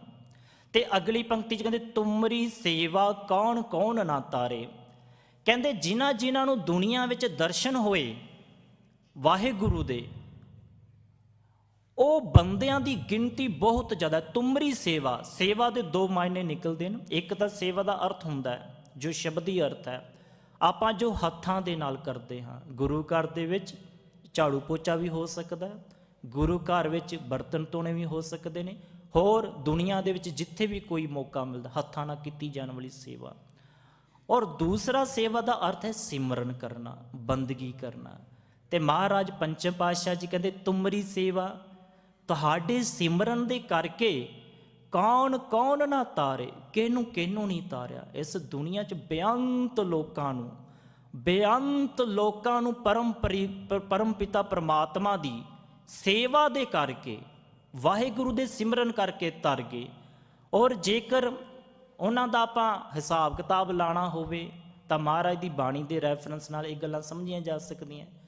ਪਾਤਸ਼ਾਹ ਜੀ ਨੇ ਇੱਕ ਸ਼ਬਦ ਨੌਵੇਂ ਪਾਤਸ਼ਾਹ ਜੀ ਦਾ, ਉਹਦੇ ਵਿੱਚ ਉਹ ਦੱਸਦੇ ਨੇ, ਮਨ ਰੇ ਪ੍ਰਭ ਕੀ ਸਰਨ ਵਿਚਾਰੋ। ਪਹਿਲੇ ਮਨ ਨੂੰ ਸੰਬੋਧਿਤ ਕਰਤਾ ਪਾਤਸ਼ਾਹ ਜੀ ਨੇ, ਮਨ ਰੇ ਪ੍ਰਭ ਕੀ ਸਰਨ ਵਿਚਾਰੋ, ਕਿ ਪ੍ਰਭੂ ਦੀ ਸ਼ਰਨ ਦੀ ਵਿਚਾਰ ਕਰੋ। ਮਤਲਬ ਉਹ ਪਰਮ ਪਿਤਾ ਪਰਮਾਤਮਾ ਦੇ ਕੋਲ ਬੈਠ ਕੇ ਉਹਨੂੰ ਸਮਝਣ, ਉਹਨੂੰ ਵਿਚਾਰਨ, ਉਹਦੀਆਂ ਗੱਲਾਂ ਨੂੰ, ਉਹਦੀਆਂ ਬਾਤਾਂ ਨੂੰ ਆਪਣੇ ਹਿਰਦੇ ਵਿੱਚ ਉਤਾਰਨ ਦੀ। ਮਨ ਰੇ ਪ੍ਰਭ ਕੀ ਸਰਨ ਵਿਚਾਰੋ, ਜਿਹ ਸਿਮਰਤ ਗਨਕਾਸੀ ਉਦਰੀ, ਤਾਕੋ ਜਾਸੁਰ ਤਾਰੋ ਰਹਾਓ। ਕਹਿੰਦੇ ਜਿਹਦਾ ਸਿਮਰਨ ਕਰਨ ਦੇ ਕਰਕੇ ਗਨਕਾ ਦਾ ਅਰਥ ਹੁੰਦਾ ਵੇਸ਼ਵਾ, ਜੋ ਆਪਣੇ ਸਰੀਰ ਦਾ ਮੁੱਲ ਨਿਰਧਾਰਿਤ ਕਰਦੀ, ਸਰੀਰ ਵੇਚਦੀ। ਤੇ ਮਹਾਰਾਜ ਕਹਿੰਦੇ ਜਿਹ ਸਿਮਰਤ ਗਨਕਾਸੀ ਉਦਰੀ, ਜਿਹਦਾ ਸਿਮਰਨ ਕਰਕੇ ਵੇਸ਼ਵਾ ਤੱਕ ਵੀ ਤਰ ਸਕਦੀ ਹੈ, ਤਾਕੂ ਜਸ ਉਰ ਧਾਰੋ। ਇਹਦਾ ਜਸ ਆਪਣੇ ਹਿਰਦੇ ਵਿੱਚ ਸਾਨੂੰ ਧਾਰਨ ਕਰਨਾ ਚਾਹੀਦਾ ਹੈ। ਹੁਣ ਕਿਉਂਕਿ ਆਪਾਂ ਸਮਾਜ ਵਿੱਚ ਵਿਚਰਦੇ ਹਾਂ, ਆਪਾਂ ਅੱਖਾਂ ਨਾਲ ਸਾਰਾ ਕੁਝ ਵੇਖਦੇ ਹਾਂ। ਜੋ ਇਸ ਲਾਈਨ 'ਚ ਤੁਰ ਪੈਂਦੇ ਨੇ, ਸਾਰੀ ਦੁਨੀਆ ਨੂੰ ਮਾੜਾ ਕਹਿੰਦੀ ਹੈ, ਬਹੁਤ ਜ਼ਿਆਦਾ ਮਾੜਾ ਕਹਿੰਦੀ ਹੈ। ਪਰ ਮਹਾਰਾਜ ਕਹਿੰਦੇ, ਪਰ ਮਹਾਰਾਜ ਦੀ ਬਾਣੀ ਇਸ ਨੂੰ ਹੋਰ ਤਰੀਕੇ ਨਾਲ ਵੇਖਦੀ ਹੈ। ਕਿਉਂਕਿ ਆਪਾਂ ਦੁਨਿਆਵੀ ਪੱਧਰ 'ਤੇ ਰਹਿਣ ਵਾਲੇ ਬੰਦੇ ਹਾਂ, ਆਪਾਂ ਆਮ ਸਧਾਰਨ ਬੁੱਧ ਦੇ ਜੋ ਮਾਲਕ ਹਾਂ। ਪਰ ਪ੍ਰਮਾਤਮਾ ਤੇ ਗੁਰੂ ਇਹ ਅਸਧਾਰਨ ਹਨ, ਇਹ ਕਿਸੇ ਹੋਰ ਤਰੀਕੇ ਨਾਲ ਦੁਨੀਆ ਨੂੰ ਵੇਖਦੇ ਹਨ। ਉਹ ਕਹਿੰਦੇ ਗਣਕਾ ਦਾ ਵੀ ਉਦਾਹਰ ਹੋ ਸਕਦਾ। ਇਹ ਨਾ ਮੰਨੋ ਕਿ ਜੇ ਕੋਈ ਇਸ ਦੁਨੀਆ 'ਚ ਵੇਸ਼ਵਾ ਬਣ ਗਿਆ, ਕੋਈ ਵਿਕਾਰਾਂ ਦੇ ਵਿੱਚ ਲਬਰੇਜ਼ ਹੈ, ਦਿਨ ਰਾਤ ਵਿਕਾਰਾਂ ਬਾਰੇ ਸੋਚਦਾ, ਔਰ ਇੰਨਾ ਜ਼ਿਆਦਾ ਸੋਚਦਾ ਕਿ ਉਹ ਸੋਚ ਤੋਂ ਬਿਨਾਂ ਉਹਦੀ ਸੋਚ ਹੀ ਖਤਮ ਹੋ ਜਾਂਦੀ ਹੈ। ਕਹਿੰਦੇ ਉਹ ਗਣਕਾ ਦਾ ਵੀ ਉਦਾਹਰ ਹੋ ਸਕਦਾ, ਸਿਰਫ ਕਿਹਦੇ ਕਰਕੇ? ਜੇ ਸਿਮਰਤ, ਜਿਹਨੂੰ ਸਿਮਰਨ ਦੇ ਕਰਕੇ ਮਨ ਰੇ ਪ੍ਰਭ ਕੀ ਸਰਨ ਵਿਚਾਰੋ। ਤੇ ਪਾਤਸ਼ਾਹ ਜੀ ਕਹਿੰਦੇ ਅਟਲ ਭਇਓ ਧਰੂ ਜਾ ਕੇ ਸਿਮਰਨ, ਔਰ ਨਿਰਭੈ ਪਦ ਪਾਇਆ, ਦੁੱਖ ਹਰਤਾ ਹੈ ਬਿਦ ਕੋ ਸਵਾਮੀ ਤੈ ਕਹੈ ਬਿਸਰਾਇਆ। ਦੂਸਰੀ ਉਦਾਹਰਨ ਦੇਤੀ ਭਗਤ ਧਰੂ ਜੀ ਦੀ। ਅਟਲ, ਅਟਲ ਹੁੰਦਾ ਜੋ ਹਿੱਲਣ ਵਾਲਾ ਨਹੀਂ ਹੈਗਾ, ਸਥਿਰ ਹੈ। ਔਰ ਭਗਤ ਧਰੂ ਜੀ ਦੀ ਉਦਾਹਰਨ ਦੇ ਪਿੱਛੇ 2-3 ਖਾਸੀਅਤਾਂ ਹਨ। ਇੱਕ ਤਾਂ ਉਮਰ ਛੋਟੀ ਹੈ, ਔਰ ਦੂਸਰਾ ਬਾਦਸ਼ਾਹ ਦਾ ਪੁੱਤਰ ਹੈ। ਪਰ ਜਦੋਂ ਇੱਜ਼ਤ ਨਾ ਮਿਲੀ, ਮਾਣ ਨਾ ਮਿਲੀ, 5 ਸਾਲ ਦੇ ਬੱਚੇ ਨੂੰ ਮਾਂ ਨੂੰ ਪੁੱਛਿਆ ਕਾਰਨ ਕੀ ਹੈ, ਮਾਂ ਕਹਿੰਦੀ ਮੈਂ ਭਗਤੀ ਤੋਂ ਵਾਂਝੀ ਹਾਂ। ਹੈ ਤਾਂ ਮੈਂ ਰਾਣੀ ਹਾਂ, ਪਟਰਾਣੀ ਹਾਂ, ਰਾਣੀ ਵੀ ਨਹੀਂ ਪਟਰਾਣੀ ਹਾਂ, ਪਰ ਮੈਨੂੰ ਇੱਜ਼ਤ ਇਸ ਕਰਕੇ ਨਹੀਂ ਮਿਲਦੀ ਕਿਉਂਕਿ ਮੈਂ ਬੰਦਗੀ ਨਹੀਂ ਕੀਤੀ। ਫਿਰ ਹੱਲ ਕੀ ਹੈ? ਕਹਿੰਦੇ ਬੰਦਗੀ ਹੀ ਇਹਦਾ ਹੱਲ ਹੈ। ਤੇ ਮਹਾਰਾਜ ਕਹਿੰਦੇ ਅਟਲ ਭਇਓ ਧਰੂ ਜਾ ਕੇ ਸਿਮਰਨ, ਕਿ ਭਗਤ ਧਰੂ ਵਰਗੇ ਵੀ ਅਟਲ ਹੋ ਗਏ, ਨਿਰਭੈ ਹੋ ਗਏ। ਹੋਰ ਇੱਕ ਗੱਲ ਹੋਰ ਹੈ ਜੋ ਸਮਝ ਆਉਂਦੀ ਹੈ, ਹੋ ਸਕਦਾ ਇਹ ਦੁਨੀਆ ਕੁਝ ਸਮੇਂ ਬਾਅਦ ਸਾਰੀ ਖਤਮ ਹੋ ਜਾਵੇ, ਪਰ ਮਹਾਰਾਜ ਦਾ ਵਚਨ ਹੈ ਅਟਲ ਭਇਓ। ਪਰ ਭਗਤ ਧਰੂ ਜੀ ਨੂੰ ਜਦੋਂ ਫੇਰ ਨਵੀਂ ਦੁਨੀਆ ਸਿਰਜੀ ਜਾਏਗੀ, ਗੁਰੂ ਦਾ ਸ਼ਬਦ ਤੇ ਭਗਤ ਧਰੂ ਜੀ ਇਹ ਫੇਰ ਉਸੇ ਤਰ੍ਹਾਂ ਹੀ ਚੇਤੇ ਕੀਤੇ ਜਾਣਗੇ। ਹੋ ਸਕਦਾ ਨਾਮ ਕੋਈ ਹੋਰ ਰੱਖ ਦਿੱਤਾ ਜਾਵੇ, ਪਰ ਇਹ ਸਿਮਰਤੀ ਵਿੱਚ ਰਹਿਣਗੇ ਜੀਵਾਂ ਦੀ। ਜਿਹੜੇ ਸੁਰਤ ਵਾਲੇ, ਜਿਹੜੇ ਬੁੱਧ ਵਾਲੇ, ਗਿਆਨ ਵਾਲੇ, ਧਿਆਨ ਵਾਲੇ ਹੋਣਗੇ, ਉਹਨਾਂ ਦੀ ਸੁਰਤੀ ਵਿੱਚ ਭਗਤ ਧਰੂ ਜੀ ਤੇ ਸ਼ਬਦ ਗੁਰੂ ਹਮੇਸ਼ਾ ਚੇਤੇ, ਭਾਵੇਂ ਦੁਨੀਆ 1000 ਵਾਰ ਬਰਬਾਦ ਹੋ ਜਾਏ। ਤੇ ਅੱਗੇ ਮਹਾਰਾਜ ਨੇ ਤੀਸਰੇ ਬੰਦ ਵਿੱਚ ਕਿਹਾ ਜਬ ਹੀ ਸਰਨ ਗਹੀ ਕਿਰਪਾ ਨਿਧ, ਗੱਜ ਗ੍ਰਾਹ ਤੇ ਛੂਟਾ। ਗੱਜ ਕਹਿੰਦੇ ਨੇ ਹਾਥੀ ਨੂੰ, ਕਹਿੰਦੇ ਹਾਥੀ ਨੂੰ ਤੇਂਦੂਏ ਨੇ ਫੜ ਲਿਆ, ਪਰ ਅਖੀਰਲੇ ਸਮੇਂ ਰੱਬ ਨੂੰ ਚੇਤੇ ਕਰ ਲਿਆ। ਤੇ ਜਦੋਂ ਰੱਬ ਨੂੰ ਚੇਤੇ ਕੀਤਾ, ਉਹ ਬੰਧਨਾਂ ਤੋਂ ਹੀ ਮੁਕਤ ਹੋ ਗਿਆ। ਕਹਿੰਦੇ ਅਜਿਹਾ ਹੈ ਪ੍ਰਮਾਤਮਾ ਦਾ ਨਾਮ, ਅਜਿਹੀ ਹੈ ਪ੍ਰਮਾਤਮਾ ਦੀ ਬੰਦਗੀ। ਤੇ ਅਖੀਰਲੇ ਬੰਦ ਵਿੱਚ ਕਹਿੰਦੇ ਨੇ ਅਜਾਮਲ ਪਾਪੀ। ਹੁਣ ਦੇਖੋ, ਪਾਪੀ ਸ਼ਬਦ ਨਹੀਂ ਆਪਾਂ ਵਰਤਦੇ, ਪਾਪੀ ਸ਼ਬਦ ਬਹੁਤ ਡੂੰਘੇ ਅਰਥ ਵਾਲਾ, ਜਿਹਦਾ ਦਰਸ਼ਨ ਸ਼ਬਦ ਡੂੰਘੇ ਅਰਥ ਵਾਲਾ ਨਾ, ਆਪਾਂ ਪਾਪੀ ਸ਼ਬਦ, ਕਿਉਂਕਿ ਆਪਾਂ ਅਪਰਾਧੀ ਵਰਤਦੇ ਸ਼ਬਦ ਆਮ ਬੋਲਚਾਲ ਦੇ ਵਿੱਚ, ਜਿੱਥੇ ਵੀ ਆਪਾਂ ਰਹਿੰਦੇ ਹਾਂ ਕਿ ਬੰਦੇ ਨੇ ਅਪਰਾਧ ਕੀਤਾ। ਪਾਪ ਸ਼ਬਦ ਉਸ ਥਾਂ ਤੇ ਜਾ ਕੇ ਵਰਤਿਆ ਜਾਂਦਾ ਜਦੋਂ ਬੰਦਾ ਆਪਣੀਆਂ ਹੱਦਬੰਦੀਆਂ ਤੋਂ, ਧਰਮ ਦੀਆਂ, ਸਮਾਜ ਦੀਆਂ ਹੱਦਬੰਦੀਆਂ ਨੂੰ ਤੋੜ ਕੇ ਕੋਈ ਕਰਮ ਕਰਦਾ ਹੈ, ਉਹਨੂੰ ਕਹਿੰਦੇ ਨੇ ਪਾਪ। ਤੇ ਮਹਾਰਾਜ ਕਹਿੰਦੇ ਅਜਾਮਲ ਪਾਪੀ, ਜਗ ਜਾਣਾ। ਸਾਰਾ ਸੰਸਾਰ ਅਜਾਮਲ ਪਾਪੀ ਨੂੰ ਜਾਣਦਾ। ਆਪਣੇ ਧਰਮ ਦੇ ਵਿੱਚ ਬਹੁਤ ਉੱਚੇ ਅਹੁਦੇ ਵਾਲਾ ਸੀ, ਪਰ ਕੋ ਕਰਮ ਕਰ ਲਏ, ਵੇਸ਼ਵਾ ਦੇ ਨਾਲ ਵਿਆਹ ਕੀਤਾ, ਗਮਨ ਕੀਤਾ, ਉਹਦਾ ਜੂਠਾ ਖਾਧਾ, ਬ੍ਰਾਹਮਣ ਹੋਣ ਦੇ ਬਾਵਜੂਦ ਵੀ ਝੂਠ ਬੋਲਿਆ, ਆਪਣੇ ਪਰਿਵਾਰ ਨੂੰ ਛੱਡਿਆ, ਬਹੁਤ ਕੁਛ ਅਜਿਹਾ ਕੀਤਾ। ਇਸ ਕਰਕੇ ਉਹਨੂੰ ਪਾਪੀ ਗਿਣਿਆ ਗਿਆ। ਪਰ ਕਹਿੰਦੇ ਕਿ ਉਹਦਾ ਵੀ ਨਿਤਾਰਾ ਹੋ ਗਿਆ। ਕਿਸ ਤਰ੍ਹਾਂ? ਨਾਰਾਇਣ, ਨਾਰਾਇਣ ਕਰਕੇ, ਵਾਹਿਗੁਰੂ ਦਾ ਸਿਮਰਨ ਕਰਕੇ। ਅਜਾਮਲ ਪਾਪੀ ਜਗ ਜਾਣੈ, ਨਿਮਖ ਮਾਹੇ ਨਿਸਤਾਰਾ। ਇੱਕ ਨਿਮਖ ਮਾਤਰ ਦੇ ਵਿੱਚ ਉਸਦਾ ਨਿਸਤਾਰਾ ਹੋ ਗਿਆ, ਇੰਨੇ ਪਾਪੀ ਦਾ। ਹੁਣ ਗੱਲ ਕੀ, ਵਿਚਾਰ ਦਾ ਕੀ ਸੀ ਕਿ ਤੁਮਰੀ ਸੇਵਾ ਕੌਣ ਕੌਣ ਨਾ ਤਾਰੇ, ਕਿ ਤੁਹਾਡੀ ਸੇਵਾ ਨੇ ਕਿਹਨੂੰ ਕਿਹਨੂੰ ਨਹੀਂ ਤਾਰਿਆ ਹੈਗਾ। ਅਜਾਮਲ ਪਾਪੀ ਨੂੰ ਤਾਰਤਾ, ਗਣਕਾ ਨੂੰ ਤਾਰਤਾ, ਭਗਤ ਧਰੂ ਜੀ ਛੋਟੀ ਜੀ ਉਮਰ ਦੇ 5 ਸਾਲ ਦੇ ਉਹਨਾਂ ਨੂੰ ਤਾਰਤਾ, ਗੱਜ ਗ੍ਰਾਹ ਤੇ ਛੂਟਾ ਉਹਨਾਂ ਨੂੰ ਤਾਰਤਾ। ਕਿ ਇੰਨੀ ਬੇਅੰਤ ਤਾਕਤ ਦਾ ਮਾਲਕ ਅਜਿਹੇ ਲੋਕਾਂ ਨੂੰ ਤਾਰਨ ਦੇ ਸਮਰੱਥ ਹੈ। ਉਹ ਤਾਰ ਦਿੰਦਾ ਹੈ। ਬਸ ਸ਼ਰਤ ਇੱਕ ਹੈ, ਸੇਵਾ ਦੇ ਵਿੱਚ ਹੋਵੇ ਬੰਦਾ, ਉਹਦੀ ਸਿਮਰਨ ਵਿੱਚ ਹੋਵੇ, ਉਹਦੀ ਬੰਦਗੀ ਵਿੱਚ ਹੋਵੇ, ਉਹਦੇ ਅੱਗੇ ਹਮੇਸ਼ਾ ਅਰਜ਼ ਅਰਦਾਸ ਕਰਦਾ ਹੋਵੇ। ਤੇ ਭਾਈ ਗੁਰਦਾਸ ਜੀ ਨੇ ਨਾ ਇੱਕ ਕਵਿਤ ਲਿਖਿਆ ਹੋਇਆ ਹੈ, ਉਹ ਨਾ ਬਿਆਨ ਕਰਦੇ ਆ। ਇੱਥੇ ਥੋੜ੍ਹਾ ਜਿਹਾ ਢੁੱਕਵਾਂ, ਫਿਰ ਵੀ ਢੁੱਕ ਜਾਏਗਾ। ਪੂਰੇ ਸ਼ਬਦ ਦੇ ਸੰਦਰਭ ਵਿੱਚ ਵੇਖਾਂਗੇ ਨਾ, ਇਹ ਜਿਹੜਾ ਕਵਿਤ ਸਵਿਆ ਬਿਲਕੁਲ ਢੁਕੇਗਾ। ਤੇ ਭਾਈ ਗੁਰਦਾਸ ਜੀ ਕਹਿੰਦੇ, ਜੈਸੇ ਪਾਂਚੋ ਤਤ ਵਿਖੈ ਬਸੁ ਦਾ ਨਵਨ ਮਨ, ਤਾਂ ਮੈਂ ਉਤਪਤ ਹੋਏ ਸਮਾਤ ਸਭ ਤਾਹੀ ਮੈਂ। ਉਹਨਾਂ ਨੇ ਉਦਾਹਰਨ ਦਿੱਤੀ, ਕਹਿੰਦੇ ਪੰਜ ਤੱਤ ਨੇ ਸਾਰੇ ਪਾਸੇ ਆਪਾਂ ਵੇਖਦੇ ਹਾਂ ਨਾ, ਕਿ ਜਲ, ਹਵਾ, ਅਗਨੀ ਜਿਹੜੀ ਹੈ, ਇਹਨਾਂ ਵਿੱਚੋਂ ਕਹਿੰਦੇ ਧਰਤੀ ਸਭ ਤੋਂ ਨਿਰਮਾਣਤਾ ਵਾਲੀ ਹੈ। ਪਾਣੀ ਤਾਂ ਨਿਰਮਾਣਤਾ ਵਾਲਾ ਹੈ ਹੀ ਹੈ, ਪਰ ਪਾਣੀ ਨੂੰ ਵਗਣ ਲਈ ਧਰਤੀ ਚਾਹੀਦੀ ਹੈ। ਮਤਲਬ ਪਾਣੀ ਦੇ ਥੱਲੇ ਵੀ ਧਰਤੀ ਹੈ। ਜੇ ਪਾਣੀ ਦੇ ਥੱਲੇ ਧਰਤੀ ਹੈ ਤੇ ਧਰਤੀ ਫਿਰ ਉਹਦੇ ਥੱਲੇ ਹੋਏਗੀ। ਇਸ ਕਰਕੇ ਧਰਤੀ ਸਭ ਤੋਂ ਨੀਵੀਂ ਹੈ। ਜੈਸੇ ਪਾਂਚੋ ਤੱਤ ਵਿਖੇ ਬਸੁ ਦਾ ਨਵਨ ਮਨ, ਤਾਂ ਮੈਂ ਉਤਪਤ ਹੋਏ ਸਮਾਤ ਸਭ ਤਾਹੀ ਮੈਂ। ਪਰ ਕਹਿੰਦੀ ਇਹਦੀ ਇੱਕ ਵਿਸ਼ੇਸ਼ਤਾ ਹੈ, ਜਿੰਨਾ ਵੀ ਪ੍ਰਪੰਚ ਸਿਰਜਿਆ ਜਾਂਦਾ ਬਨਸਪਤੀ ਦੇ ਰੂਪ ਵਿੱਚ, ਜੀਵ ਜੰਤੂਆਂ ਦੇ ਰੂਪ ਵਿੱਚ, ਉਹ ਸਾਰਾ ਪ੍ਰਪੰਚ ਅਖੀਰ ਵਿੱਚ ਇਹਦੇ 'ਚੋਂ ਪੈਦਾ ਹੁੰਦਾ ਤੇ ਇਹਦੇ ਵਿੱਚ ਹੀ ਸਮਾ ਜਾਂਦਾ। ਫਿਰ ਦੂਸਰੀ ਉਦਾਹਰਨ, ਜੈਸੇ ਪੰਜ ਅੰਗੁਰੀ ਮੇਂ ਸੂਖਮ ਕਨੁੰਗਰੀਆ ਹੈ, ਕੰਚਨ ਖਚਤ ਨਗ ਸੋਭਤ ਹੈ ਵਾਹੀ ਮੇਂ। ਹੱਥ ਦੀ ਉਦਾਹਰਨ ਦਿੱਤੀ, ਹੱਥ ਦੀਆਂ ਉਂਗਲਾਂ ਦੀ ਉਦਾਹਰਨ ਦਿੱਤੀ। ਕਹਿੰਦੇ ਜਿਸ ਤਰ੍ਹਾਂ ਕਿ ਪੰਜ ਉਂਗਲਾਂ ਹਨ ਤੇ ਪੰਜਾਂ ਉਂਗਲਾਂ ਵਿੱਚੋਂ ਸਭ ਤੋਂ ਸੂਖਮ ਜਿਹੜੀ ਉਂਗਲ ਹੈ ਉਹ ਕਿਹੜੀ ਹੈ? ਕਹਿੰਦੇ ਚੀਂਚੀ ਹੈ। ਕਹਿੰਦੇ ਚੀਂਚੀ ਦਾ ਕੋਈ ਮੁੱਲ ਨਹੀਂ ਹੈਗਾ ਇਹਨਾਂ ਉਂਗਲਾਂ ਦੇ ਸਾਹਮਣੇ ਚਾਰਾਂ ਦੇ, ਪਰ ਕਹਿੰਦੇ ਇਹਨੂੰ ਬਹੁਤ ਜ਼ਿਆਦਾ ਕੀਮਤੀ ਸ਼ੈ ਦੇ ਨਾਲ ਨਵਾਜਿਆ ਜਾਂਦਾ ਹੈ। ਕਦੋਂ? ਕਹਿੰਦੇ ਕੋਈ ਗਹਿਣਾ ਪਾਣਾ ਹੋਵੇ ਨਾ, ਛਾਪ ਰੂਪ ਵਿੱਚ ਹੀਰੇ ਨਾਲ ਜੜਿਆ ਹੋਇਆ ਸੋਨੇ ਦਾ, ਤੇ ਚੀਂਚੀ ਨੂੰ ਮਿਲਦਾ। ਕਹਿੰਦੇ ਜੈਸੇ ਨੀਚ ਜੋਨ ਗੰਨੀਅਤ ਤਮਾਖੀ ਕ੍ਰਿਮ, ਹੀਰ ਚਿਰ ਮਧ ਉਪਜਤ ਸੁਖ ਜਾਇਵੇਂ। ਕਹਿੰਦੇ ਜਿਸ ਤਰ੍ਹਾਂ ਮੱਖੀ ਨੂੰ, ਕ੍ਰਿਮ ਨੂੰ ਬਹੁਤ ਨੀਵੀਂ ਜੋਤ ਗਿਣਿਆ ਜਾਂਦਾ ਹੈ, ਪਰ ਕਹਿੰਦੇ ਇੱਕ ਵਿਸ਼ੇਸ਼ਤਾ ਇਹਨਾਂ ਵਿੱਚ, ਕਹਿੰਦੇ ਕਿ ਹੀਰ, ਹੀਰੇ, ਚੀਰ ਕੱਪੜਾ, ਹੀਰ ਚੀਰ ਮਧ, ਮਧ ਕਹਿੰਦੇ ਨੇ ਸ਼ਹਿਦ ਨੂੰ। ਕਹਿੰਦੇ ਇਹ ਤਿੰਨੋਂ ਤਰ੍ਹਾਂ ਦੀਆਂ ਚੀਜ਼ਾਂ ਕੀੜਿਆਂ ਮਕੌੜਿਆਂ ਤੋਂ ਪੈਦਾ ਹੁੰਦੀਆਂ। ਮਖਿਆਲ ਜਿਹੜੀ ਹੈ ਉਹ ਸ਼ਹਿਦ ਪੈਦਾ ਕਰਦੀ ਹੈ, ਰੇਸ਼ਮ ਦੇ ਕੀੜੇ ਰੇਸ਼ਮ ਦੇ ਕੀੜੇ ਤੋਂ ਪੈਦਾ ਹੁੰਦੇ ਨੇ, ਸਿੱਪੀ ਦੇ ਵਿੱਚ ਜਿਹੜਾ ਹੀਰੇ ਜਾਂ ਕੋਈ ਜਵਾਹਰਾਤ ਜਿਹੜੇ ਪੈਦਾ ਹੁੰਦੇ ਨੇ। ਕਹਿੰਦੇ ਤੈਸੇ ਰਵਿਦਾਸ ਨਾਮਾ ਬੀਦਰ ਕਬੀਰ ਪਏ, ਹੀਨ ਜਾਤ ਊਚ ਪਦ ਪਾਏ ਸਭ ਕਾਹੀ ਮੈਂ। ਕਹਿੰਦੇ ਇਸੇ ਤਰ੍ਹਾਂ ਹੀ ਭਗਤ ਰਵਿਦਾਸ ਜੀ, ਬਿਦਰ ਜੀ, ਨਾਮਾ ਜੀ, ਹੋਰ ਅਨੇਕਾਂ ਭਗਤ, ਇਹਨਾਂ ਸਾਰਿਆਂ ਨੂੰ ਨੀਵੀਂ ਜਾਤ ਜਿਹੜੀ ਦੁਨੀਆ ਕਹਿੰਦੀ ਹੈ ਨੀਵੀਂ ਜਾਤ ਵਿੱਚ ਪੈਦਾ ਹੋਏ ਨੇ, ਪਰ ਇਹਨਾਂ ਨੇ ਉੱਚੀ ਪਦਵੀ ਦੀ ਪ੍ਰਾਪਤੀ ਕੀਤੀ। ਕਾਰਨ ਕੀ ਸੀ ਉੱਚੀ ਪਦਵੀ ਪ੍ਰਾਪਤ ਕਰਨ ਦਾ? ਸਿਰਫ ਇੱਕ ਹੀ ਕਾਰਨ ਸੀ, ਉਹਨਾਂ ਨੇ ਸੇਵਾ ਕੀਤੀ। ਤੁਮਰੀ ਸੇਵਾ ਕੌਣ ਕੌਣ ਨਾ ਤਾਰੇ।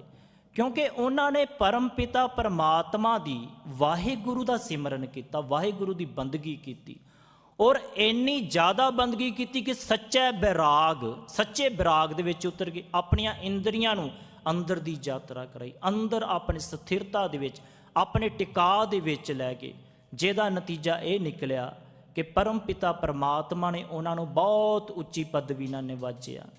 ਆਪਾਂ ਦੇਖਦੇ ਹਾਂ ਭਗਤ ਸਹਿਬਾਨ ਦੇ ਸਮਿਆਂ ਦੇ ਬਾਦਸ਼ਾਹ ਹੋਏ, ਪਰ ਉਹਨਾਂ ਬਾਦਸ਼ਾਹਾਂ ਨੂੰ ਕਿਸੇ ਵੀ ਰੂਪ ਵਿੱਚ ਚੇਤੇ ਨਹੀਂ ਕੀਤਾ ਜਾਂਦਾ। ਜੇ ਕੀਤਾ ਜਾਂਦਾ ਉਹਨਾਂ ਨੂੰ ਮਾੜਾ ਕਹਿਣ ਦੇ ਲਈ, ਪਰ ਜਿਨ੍ਹਾਂ ਨੂੰ ਨੀਵੀਂ ਜਾਤ ਦੇ ਗਿਣਿਆ ਜਾਂਦਾ ਸੀ ਉਹਨਾਂ ਨੂੰ ਅਸੀਂ ਅੱਜ ਪਾਤਸ਼ਾਹ ਦੇ ਰੂਪ ਵਿੱਚ ਪੂਜਦੇ ਹਾਂ। ਪਾਤਸ਼ਾਹ ਦੇ ਰੂਪ ਵਿੱਚ ਉਹਨਾਂ ਨੂੰ ਚੇਤੇ ਕਰਦੇ ਹਾਂ ਤੇ ਸੀਸ ਵੀ ਝੁਕਾਉਂਦੇ ਹਾਂ। ਔਰ ਸੀਸ ਝੁਕਾਉਣ ਵਾਲੇ ਇੱਕ ਦੋ ਥੋੜੀ ਨੇ, ਕਰੋੜਾਂ ਦੇ ਵਿੱਚ ਨੇ। ਕਰੋੜਾਂ ਵਿੱਚ ਲੋਕ ਉਹਨਾਂ ਨੂੰ ਸੀਸ ਝੁਕਾਉਂਦੇ ਨੇ। ਕਿਸ ਕਰਕੇ?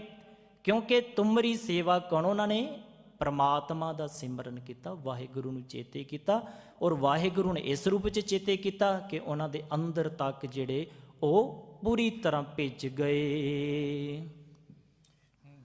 ਜਿਸ ਨੀਚ ਕੋ ਕੋਈ ਨਾ ਜਾਣੈ, ਨਾਮ ਜਪਤ ਉਹ ਚਾਹ ਕੁੰਟ ਮੰਨੈ। ਗੁਰੂ ਮਹਾਰਾਜ ਜੀ ਨੇ, ਆਪਾਂ ਰਹਾਉ ਦਾ ਬੰਦ ਸ਼ਰਵਣ ਕੀਤਾ, ਉਹਦੇ ਵਿੱਚ ਦੋ ਗੱਲਾਂ ਸਮਝ ਆਈਆਂ ਆਪਾਂ ਨੂੰ। ਇੱਕ ਤਾਂ ਪਰਮਪਿਤਾ ਪਰਮਾਤਮਾ ਦੇ ਦਰਸ਼ਨ ਦੀ ਗੱਲ ਸਮਝ ਆਈ, ਔਰ ਦੂਸਰੀ ਗੱਲ ਸਮਝ ਆਈ ਪੰਕਤੀ ਦੇ ਵਿੱਚ ਕਿ ਉਹਦਾ ਸਿਮਰਨ ਕਰਨ ਦੇ ਨਾਲ, ਉਹਦੀ ਸੇਵਾ ਕਰਨ ਦੇ ਨਾਲ ਦੁਨੀਆ ਦੇ ਬੇਅੰਤ ਲੋਕਾਂ ਦਾ ਪਾਰ ਉਤਾਰਾ ਹੋਇਆ। ਤੇ ਹੋਰ ਮਹਾਰਾਜ ਜੀ ਪਹਿਲੇ ਬੰਦ ਵਿੱਚ ਕਹਿੰਦੇ ਹਨ, ਜਿਸ ਨੀਚ ਕੋ ਕੋਈ ਨਾ ਜਾਣੈ, ਕਿ ਜਿਸ ਨੀਚ ਨੂੰ ਇਸ ਦੁਨੀਆ ਦੇ ਵਿੱਚ ਕੋਈ ਵੀ ਨਹੀਂ ਜਾਣਦਾ, ਪਰ ਕੀ ਹੋਇਆ, ਨਾਮ ਜਪਤ ਉਹ ਚਹੁ ਕੁੰਟ ਮਾਨੈ। ਪਰ ਜਦੋਂ ਉਹਨੇ ਨਾਮ ਜਪਣਾ ਸ਼ੁਰੂ ਕੀਤਾ ਤਾਂ ਉਹਦਾ ਨਤੀਜਾ ਕੀ ਨਿਕਲਿਆ? ਉਹਦਾ ਨਤੀਜਾ ਇਹ ਨਿਕਲਿਆ ਕਿ 4 ਕੁੰਟਾਂ ਉਹਨੂੰ ਜਾਣਨ ਲੱਗ ਗਏ। ਜਿੱਦਾਂ ਭਾਈ ਜੇਠਾ ਜੀ, ਸਾਡੇ ਕੋਲ ਸਭ ਤੋਂ ਵੱਡੀ ਉਦਾਹਰਨ ਹੈ ਭਾਈ ਜੇਠਾ ਜੀ ਦੀ। ਮਾਂ ਪਿਓ ਨਹੀਂ ਹੈਗੇ ਧਰਤੀ 'ਤੇ, ਔਰ ਆਪਣਾ ਗੁਜ਼ਾਰਾ ਕਰਨ ਦੇ ਲਈ ਘੁੰਗਣੀਆਂ ਵੇਚਦੇ ਹਨ। ਪਰ ਜਦੋਂ ਗੁਰੂ ਮਹਾਰਾਜ ਦੀ ਸ਼ਰਨ ਵਿੱਚ ਆਏ, ਗੁਰੂ ਅਮਰਦਾਸ ਮਹਾਰਾਜ ਜੀ ਦੀ, ਉੱਥੇ ਸੇਵਾ ਕੀਤੀ, ਸਿਮਰਨ ਕੀਤਾ। ਤੇ ਉੱਥੇ ਸੇਵਾ ਸਿਮਰਨ ਕਰਦਿਆਂ ਕਰਦਿਆਂ ਗੁਰੂ ਪਾਤਸ਼ਾਹ ਜੀ ਨੇ ਇੰਨੀ ਕਿਰਪਾ ਕੀਤੀ ਕਿ ਅੱਜ 4 ਕੁੰਟ ਉਹਨਾਂ ਨੂੰ ਜਾਣਦੇ ਹਨ। ਗੁਰੂ ਰਾਮਦਾਸ ਮਹਾਰਾਜ ਜੀ ਨੂੰ, ਉਹਨਾਂ ਦੀ ਉਸਤਤ ਕਰਦੇ ਹਨ, ਉਹਨਾਂ ਨੂੰ ਵਿਚਾਰਦੇ ਹਨ, ਉਹਨਾਂ ਨੂੰ ਸੁਣਦੇ ਹਨ, ਉਹਨਾਂ ਦੀ ਬਾਣੀ ਪੜ੍ਹਦੇ ਹਨ। ਤੇ ਗੁਰੂ ਨਾਨਕ ਦੇ ਮਹਾਰਾਜ ਜੀ ਦੇ ਜੀਵਨ ਦੇ ਵਿੱਚ 3 ਘਟਨਾਵਾਂ ਜਿਹੜੀਆਂ 3 ਸਾਖੀਆਂ ਸੰਖੇਪ ਰੂਪ ਵਿੱਚ ਆਪਾਂ ਦੱਸਾਂਗੇ ਕਿ ਗੁਰੂ ਮਹਾਰਾਜ ਨੇ ਕਿੱਦਾਂ ਨੀਚਾਂ ਨੂੰ ਆਪਣੇ ਗਲ ਦੇ ਨਾਲ ਲਾਇਆ। ਜਿਨ੍ਹਾਂ ਨੂੰ ਲੋਕ ਕਹਿੰਦੇ ਸਨ ਇਹ ਸ਼ੂਦਰ ਨੇ, ਇਹ ਨੀਚ ਨੇ, ਇਹਨਾਂ ਘਰ ਅੰਨ ਵੀ ਨਹੀਂ ਖਾਧਾ ਜਾ ਸਕਦਾ, ਤੇ ਮਹਾਰਾਜ ਕਹਿੰਦੇ ਨਹੀਂ, ਇਹ ਉੱਚੇ ਨੇ। ਕਿਉਂ? ਕਿਉਂਕਿ ਇਹ ਬੰਦਗੀ ਕਰੇ। ਪਹਿਲੇ ਨੰਬਰ ਤੇ ਭਾਈ ਲਾਲੋ ਜੀ, ਭਾਈ ਮਰਦਾਨਾ ਜੀ ਤੇ ਗੁਰੂ ਨਾਨਕ ਦੇ ਮਹਾਰਾਜ ਜੀ ਭਾਈ ਲਾਲੋ ਜੀ ਦੇ ਘਰ ਜਾਂਦੇ ਨੇ, ਏਮਨਾਬਾਦ ਦੀ ਧਰਤੀ ਤੇ। ਏਮਨਾਬਾਦ 3 ਤਰ੍ਹਾਂ ਨਾਮ ਆਏ ਨੇ, ਏਮਨਾਬਾਦ, ਐਮਨਾਬਾਦ ਤੇ ਸੈਦਪੁਰ। ਔਰ ਸੂਰਜ ਪ੍ਰਕਾਸ਼ ਦੇ ਵਿੱਚ ਇਹ ਘਟਨਾ ਦਾ ਵਿਸਥਾਰ ਸਹਿਤ ਜ਼ਿਕਰ ਹੈ। ਜਦੋਂ ਪਹਿਲੀ ਵਾਰ ਪਾਤਸ਼ਾਹ ਭਾਈ ਲਾਲੋ ਜੀ ਦੇ ਘਰ ਜਾਂਦੇ ਹਨ ਨਾ, ਤਾਂ ਉਹਨਾਂ ਦੇ ਘਰ ਜਾ ਕੇ ਦਰਵਾਜ਼ੇ ਦੇ ਕੋਲ ਆਵਾਜ਼ ਮਾਰਦੇ ਹਨ ਉਹਨਾਂ ਨੂੰ। ਤੇ ਜਦੋਂ ਭਾਈ ਲਾਲੋ ਜੀ ਨੇ ਦੇਖਿਆ ਕੋਈ ਬਹੁਤ ਹੀ ਚਿਹਰੇ ਤੇ ਇੱਕ ਜਿਹੜਾ ਕਮਾਲ ਦਾ ਉਹਨਾਂ ਦਾ ਨੂਰਾਨੀ ਚਿਹਰਾ ਦੇਖ ਕੇ ਭਾਈ ਲਾਲੋ ਜੀ ਦਾ ਸੀਸ ਝੁਕ ਗਿਆ ਸਹਿਜ ਭਾਵ 'ਚ, ਤੇ ਉਹਨਾਂ ਨੂੰ ਅੰਦਰ ਬੁਲਾਇਆ, ਜੀ ਆਇਆ ਆਖਿਆ, ਜਲ ਪਾਣੀ ਪੁੱਛਿਆ, ਤੇ ਫਿਰ ਪੁੱਛਿਆ ਕਿ ਤੁਸੀਂ ਕੌਣ ਹੋ? ਤੇ ਮਹਾਰਾਜ ਕਹਿੰਦੇ ਕੋਈ ਗੱਲ ਨਹੀਂ, ਪਤਾ ਚੱਲ ਜਾਏਗਾ ਅਸੀਂ ਕੌਣ ਆ। ਤੇ ਉਧਰ ਭਾਈ ਮਰਦਾਨਾ ਜੀ ਪੁੱਛ ਰਹੇ ਨੇ ਇਹ ਕੌਣ ਨੇ? ਕਹਿੰਦੇ ਕੋਈ ਗੱਲ ਨਹੀਂ, ਤੈਨੂੰ ਵੀ ਪਤਾ ਚੱਲ ਜਾਏਗਾ। ਤੇ ਭਾਈ ਲਾਲੋ ਜੀ ਨੇ ਕਿਹਾ ਮੈਂ ਤੁਹਾਨੂੰ ਪ੍ਰਸ਼ਾਦਾ ਛਕਾਉਣਾ ਚਾਹੁੰਦਾ, ਜੇ ਤੁਹਾਡੀ ਆਗਿਆ ਹੋਵੇ ਤੇ ਪ੍ਰਸ਼ਾਦਾ ਲਿਆਵਾਂ। ਕਹਿੰਦੇ ਜ਼ਰੂਰ ਲਿਆਓ। ਤੇ ਜੋ ਘਰ 'ਚ ਬਣਿਆ ਸੀ ਉਹ ਲੈ ਕੇ ਆਏ। ਤੇ ਜਦੋਂ ਭਾਈ ਮਰਦਾਨਾ ਜੀ ਨੇ ਪ੍ਰਸ਼ਾਦਾ ਦੇਖਿਆ ਤਾਂ ਉਹਨਾਂ ਦਾ ਜੋ ਉਸ ਪ੍ਰਤੀ ਮਨ ਵਿੱਚ ਵਿਚਾਰ ਸੀ, ਉਹ ਇਸ ਚੀਜ਼ ਤੋਂ ਥੋੜ੍ਹਾ ਹੋਰ ਸੋਚ ਰਹੇ ਸਨ ਕਿ ਸਾਡੀ ਸੇਵਾ ਕਿਸੇ ਹੋਰ ਤਰੀਕੇ ਨਾਲ ਹੋਏਗੀ। ਪਰ ਜਦੋਂ ਗੁਰੂ ਨਾਨਕ ਮਹਾਰਾਜ ਨੇ ਕਿਹਾ ਨਾ ਪ੍ਰਸ਼ਾਦਾ ਛਕ ਕੇ ਦੇਖ ਫਿਰ ਦੱਸੀ, ਤੇ ਜਦੋਂ ਕਹਿੰਦੇ ਭਾਈ ਮਰਦਾਨਾ ਜੀ ਨੇ ਭਾਈ ਲਾਲੋ ਜੀ ਦੇ ਘਰ ਦਾ ਬਣਿਆ ਪ੍ਰਸ਼ਾਦਾ ਛਕਿਆ ਨਾ, ਤਾਂ ਉਹਨੇ ਇੱਕ ਗੱਲ ਕਹੀ, ਮਹਾਰਾਜ ਇਹੋ ਜਿਹਾ ਅੰਮ੍ਰਿਤ ਰੂਪੀ ਪ੍ਰਸ਼ਾਦਾ ਅੱਜ ਤੱਕ ਨਹੀਂ ਮੈਂ ਛਕਿਆ ਹੈਗਾ। ਕਹਿੰਦੇ ਬਸ ਇਹੀ ਗੱਲ ਹੈ ਕਿ ਇਹ ਪ੍ਰਸ਼ਾਦਾ ਜਿਹੜਾ ਇਹਨੇ ਤਿਆਰ ਕੀਤਾ ਨਾ ਭਾਈ ਲਾਲੋ ਜੀ ਨੇ, ਇਹਦੀ ਕਿਰਤ ਦਾ ਤੇ ਇਹਦੀ ਬੰਦਗੀ ਦਾ ਨਤੀਜਾ ਹੈ। ਔਰ ਇਹਦੇ ਸੁੱਕੇ ਹੋਏ ਪ੍ਰਸ਼ਾਦੇ ਦੇ ਵਿੱਚ ਤੈਨੂੰ ਅੰਮ੍ਰਿਤ ਮਹਿਸੂਸ ਹੋ ਰਿਹਾ ਹੈ। ਉਹਦਾ ਕਾਰਨ ਇਹ ਹੈ ਕਿ ਲੋਕ ਇਹਨੂੰ ਨੀਚ ਮੰਨਦੇ ਨੇ, ਪਰ ਉਹਨਾਂ ਨੂੰ ਨਹੀਂ ਪਤਾ ਇਹ ਤਾਂ ਰੋਜ਼ ਹੀ ਅੰਮ੍ਰਿਤ ਦਾ ਸੇਵਨ ਕਰਨ ਵਾਲਾ ਜੀ ਹੈ। ਜਦੋਂ 3 ਦਿਨ ਬਾਅਦ ਭਾਈ ਲਾਲੋ ਜੀ ਦੇ ਘਰੋਂ ਜਾਣ ਲੱਗੇ ਨਾ ਮਹਾਰਾਜ, ਤੇ ਭਾਈ ਲਾਲੋ ਜੀ ਨੇ ਬੇਨਤੀ ਕੀਤੀ, ਪਾਤਸ਼ਾਹ ਤੁਸੀਂ ਇੱਦਾਂ ਤੇ ਨਾ ਕਰੋ, ਹਜੇ ਤੇ ਮੇਰਾ ਦਿਲ ਵੀ ਨਹੀਂ ਰੱਜਿਆ ਤੁਹਾਡੇ ਦਰਸ਼ਨ ਕਰਕੇ, ਤੁਹਾਡੀ ਸੇਵਾ ਕਰਕੇ, ਤੇ ਤੁਸੀਂ ਮੈਨੂੰ ਇਸੇ ਤਰ੍ਹਾਂ ਤੜਫਦੇ ਛੱਡ ਚਲੇ। ਪਾਤਸ਼ਾਹ ਕਹਿੰਦੇ ਕੋਈ ਗੱਲ ਨਹੀਂ, ਜਿੰਨਾ ਤੇਰਾ ਦਿਲ ਕਰਦਾ ਉਹਨਾਂ ਰੱਖ ਲੈ। 1 ਮਹੀਨਾ ਮਹਾਰਾਜ ਉੱਥੇ ਰਹੇ। ਔਰ ਉਸੇ ਸ਼ਹਿਰ ਵਿੱਚ ਦੂਜੀ ਘਟਨਾ ਵਾਪਰਦੀ ਹੈ ਮਲਕ ਭਾਗੋ ਦੇ ਰੂਪ ਵਿੱਚ। ਮਲਕ ਭਾਗੋ ਨੇ ਬ੍ਰਹਮ ਭੋਜ ਕੀਤਾ, ਔਰ ਬ੍ਰਹਮ ਭੋਜ ਦੇ ਵਿੱਚ ਸਾਰੇ ਪਿੰਡ ਨੂੰ ਸੱਦਾ ਦਿੱਤਾ, ਪਰ ਪਾਤਸ਼ਾਹ ਨੂੰ ਵੀ ਸੱਦਾ ਪਹੁੰਚਿਆ ਕਿਸੇ ਨਾ ਕਿਸੇ ਰੂਪ ਵਿੱਚ। ਮਹਾਰਾਜ ਨੇ ਮਨਾ ਕਰਤਾ, ਕਹਿੰਦੇ ਨਹੀਂ ਅਸੀਂ ਨਹੀਂ ਜਾਣਾ। 3 ਵਾਰ ਸੱਦਾ ਹੁੰਦਾ, 3 ਵਾਰ ਮਹਾਰਾਜ ਮਨਾ ਕਰ ਦਿੰਦੇ ਨੇ। ਤੀਸਰੀ ਵਾਰ ਕਿ ਚੌਥੀ ਵਾਰ ਆਪਣੇ ਸਿਪਾਹੀਆਂ ਦੇ ਦੁਆਰਾ ਮਹਾਰਾਜ ਨੂੰ ਸੱਦਾ ਪਿੱਤਰ ਭੇਜਦਾ ਕਿ ਉਹਨਾਂ ਨੂੰ ਲੈ ਕੇ ਆਓ। ਤੇ ਪਾਤਸ਼ਾਹ ਜਦੋਂ ਗਏ ਕਹਿੰਦੇ ਨਾ ਭਾਈ ਸਾਨੂੰ ਤੇਰਾ ਪ੍ਰਸ਼ਾਦਾ ਮਨਜ਼ੂਰ ਨਹੀਂ ਹੈਗਾ। ਕਹਿੰਦੇ ਕਿਉਂ? ਮਹਾਰਾਜ ਨੇ ਸਾਫ਼ ਕਹਿਤਾ ਕਿ ਤੇਰੇ ਪ੍ਰਸ਼ਾਦੇ ਦੇ ਅੰਦਰ ਬਹੁਤ ਜ਼ਿਆਦਾ ਮੈਲ ਭਰੀ ਹੋਈ ਹੈ, ਇਹਦੇ ਅੰਦਰ ਲਹੂ ਹੈ, ਲਹੂ। ਇਹਨੂੰ ਖਾ ਕੇ ਆਪਣੀ ਬੰਦਗੀ ਆਪਣੀ ਜ਼ਿੰਦਗੀ ਹਰਾਮ ਕਰਨ ਵਾਲੀ ਗੱਲ ਹੈ। ਕਹਿੰਦੇ ਤੁਸੀਂ ਤਾਂ ਸ਼ੂਦਰ ਦੇ ਘਰ ਦਾ ਪ੍ਰਸ਼ਾਦਾ ਛਕਦੇ ਹੋ, ਤੁਹਾਨੂੰ ਮਨਜ਼ੂਰ ਹੈ? ਮਹਾਰਾਜ ਕਹਿੰਦੇ ਉਹ ਸ਼ੂਦਰ ਦਾ ਪ੍ਰਸ਼ਾਦਾ ਨਹੀਂ ਹੈਗਾ, ਉਹ ਤਾਂ ਦੇਵਤੇ ਦਾ ਪ੍ਰਸ਼ਾਦਾ ਹੈ, ਪਰਮਾਤਮਾ ਦੀ ਬੰਦਗੀ ਕਰਨ ਵਾਲੇ ਕਿਰਤ ਕਰਨ ਵਾਲੇ ਦਾ ਪ੍ਰਸ਼ਾਦਾ। ਤੇ ਉਹ ਦੁੱਧ ਸਮਾਨ ਹੈ, ਉਹ ਤਾਂ ਅੰਮ੍ਰਿਤ ਹੈ, ਜਿਹਨੂੰ ਖਾ ਕੇ ਜਿਹਨੂੰ ਪੀ ਕੇ ਤ੍ਰਿਪਤੀ ਹੁੰਦੀ ਹੈ, ਮਨ ਸੰਤੁਸ਼ਟ ਹੁੰਦਾ ਹੈ। ਤਾਂ ਗੁਰੂ ਨਾਨਕ ਮਹਾਰਾਜ ਦੇ ਜੀਵਨ ਦੀ ਇਹ ਵਿਸ਼ੇਸ਼ ਘਟਨਾ ਸਾਨੂੰ ਸਾਰਿਆਂ ਨੂੰ ਇੱਕ ਹੀ ਪਾਸੇ ਤੋਰਦੀ ਹੈ ਕਿ ਜਦੋਂ ਅਸੀਂ ਗੁਰੂ ਮਹਾਰਾਜ ਦੇ ਪ੍ਰਮਾਤਮਾ ਦੇ ਸਿਮਰਨ ਵਿੱਚ ਤੇ ਦੂਸਰਾ ਸੱਚੀ ਕਿਰਤ ਦੇ ਵਿੱਚ ਵਿਚਰਦੇ ਹਾਂ, ਰਹਿੰਦੇ ਹਾਂ, ਤਾਂ ਸਾਡੇ ਘਰ ਦੀ ਹਰੇਕ ਚੀਜ਼ ਅੰਮ੍ਰਿਤਮਈ ਹੋ ਜਾਂਦੀ ਹੈ ਔਰ ਉਹ ਦਿਲ ਨੂੰ ਸੰਤੁਸ਼ਟੀ ਦੇਣ ਵਾਲੀ ਹੁੰਦੀ ਹੈ। ਪਰ ਦੂਸਰੇ ਪਾਸੇ ਮਲਕ ਭਾਗੋ ਬਿਨਾਂ ਬੰਦਗੀ ਤੋਂ, ਬਿਨਾਂ ਕਿਸੇ ਮਿਹਨਤ ਤੋਂ ਇਕੱਠਾ ਕੀਤਾ ਹੋਇਆ ਹਜ਼ਾਰਾਂ ਕਰੋੜਾਂ ਦਾ ਸਮਿਆਨਾ ਸਮਾਨ, ਭੋਜਨ ਪਦਾਰਥ, ਉਹਦੇ ਵਿੱਚ ਕਹਿੰਦੇ ਅੰਮ੍ਰਿਤ ਨਹੀਂ ਹੈਗਾ, ਉਹ ਲਹੂ ਦੇ ਸਮਾਨ ਹੈ ਜੋ ਜ਼ਹਿਰ ਦੀ ਤਰ੍ਹਾਂ ਹੈ, ਜਿਹਦਾ ਸੇਵਨ ਕਰਨਾ ਹੀ ਮੂਰਖਤਾ ਦੀ ਨਿਸ਼ਾਨੀ ਹੈ। ਦੂਸਰੀ ਸਾਖੀ ਹੁੰਦੀ ਹੈ ਇੱਕ ਕੌੜੀ ਦੀ, ਇਹ ਪੁਰਾਤਨ ਜਨਮ ਸਾਖੀ ਦੇ ਵਿੱਚ ਹੈ, ਐਡੀਸ਼ਨ 2006 ਜਨਵਰੀ 2006 ਦਾ ਛਪਿਆ ਹੋਇਆ ਔਰ 112 ਤੇ 13 ਪੇਜ ਤੇ ਹੈ। ਸਾਖੀ ਦਾ ਜਿਹੜਾ ਹੈਡਿੰਗ ਹੈ ਫਕੀਰ ਕੋਹੜੀ ਦਾ ਨਿਸਤਾਰਾ, ਇਸ ਤਰ੍ਹਾਂ ਕਰਕੇ ਲਿਖਿਆ ਹੋਇਆ। ਜਦੋਂ ਗੁਰੂ ਨਾਨਕ ਮਹਾਰਾਜ ਜੀ ਉਸ ਫਕੀਰ ਕੋਹੜੀ ਦੇ ਕੋਲ ਗਏ ਤਾਂ ਦਰਵਾਜ਼ੇ ਦੇ ਝੌਂਪੜੀ ਦੇ ਕੋਲ ਜਾ ਕੇ ਉਹਨਾਂ ਨੇ ਕਿਹਾ ਕਿ ਫਕੀਰਾ ਰਾਤ ਰਹਿਣ ਦੇਂਗਾ? ਤਾਂ ਬਹੁਤ ਹੈਰਾਨ ਹੋਇਆ ਫਕੀਰ ਉਸ ਸਮੇਂ, ਕਹਿੰਦਾ ਕਮਾਲ ਹੋ ਗਈ ਹੈ, ਕਹਿੰਦਾ ਮੇਰੇ ਕੋਲ ਤਾਂ ਜਾਨਵਰ ਵੀ ਦੂਰ ਭੱਜਦੇ ਨੇ, ਕੋੜ ਪਿਆ, ਪਿੰਡ ਵਾਲਿਆਂ ਨੇ ਮੈਨੂੰ ਬਾਹਰ ਕੱਢਤਾ। ਕਹਿੰਦੇ ਕਿ ਖੁਦਾਏ ਦਾ ਸ਼ੁਕਰ ਹੈ, ਖੁਦਾਏ ਦਾ ਕਰਮ ਹੋਇਆ ਕਿ ਮੇਰੇ ਤੱਕ ਕਿਸੇ ਆਦਮੀ ਨੇ ਮੇਰੇ ਦਰਵਾਜ਼ੇ ਦੇ ਅੱਗੇ ਆਣ ਕੇ ਦਸਤਕ ਦਿੱਤੀ ਹੈ। ਤੇ ਪਾਤਸ਼ਾਹ ਨੂੰ ਕਹਿੰਦੇ ਮਹਾਰਾਜ ਮੇਰੇ ਕੋਲ ਤਾਂ ਜਾਨਵਰ ਵੀ ਨਹੀਂ ਟਿਕਦੇ ਤੇ ਤੁਸੀਂ ਕਿਹੜੀ ਅਜੀਬ ਮੂਰਤ ਹੋ ਜੋ ਮੇਰੇ ਕੋਲ ਰਹਿਣਾ ਚਾਹੁੰਦੇ। ਪਾਤਸ਼ਾਹ ਜੀ ਕਹਿੰਦੇ ਕੋਈ ਗੱਲ ਨਹੀਂ, ਮੈਨੂੰ ਰਹਿਣ ਦੇ। ਭਾਈ ਮਰਦਾਨਾ ਜੀ ਤੇ ਪਾਤਸ਼ਾਹ ਜੀ ਉੱਥੇ ਰੁਕੇ, ਉਹਨਾਂ ਨੇ ਗੁਰਬਾਣੀ ਦਾ ਕੀਰਤਨ ਕੀਤਾ।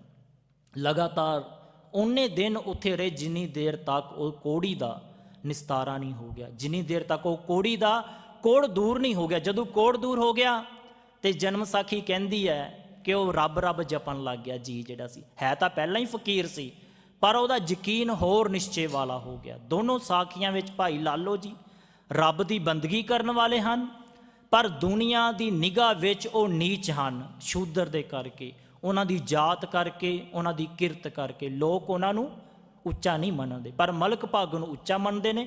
ਭਾਵੇਂ ਉਹ ਲੋਕਾਂ ਤੇ ਅਤਿਆਚਾਰ ਕਰਦਾ, ਭਾਵੇਂ ਉਹਦੇ ਲੋਕਾਂ ਦੇ ਪੈਸੇ ਚੱਕਦਾ, ਪਰ ਗੁਰੂ ਨਾਨਕ ਮਹਾਰਾਜ ਦੀ ਨਿਗਾਹ 'ਚ ਕਬੂਲ ਕੌਣ ਹੋਇਆ? ਭਾਈ ਲਾਲੋ ਜੀ।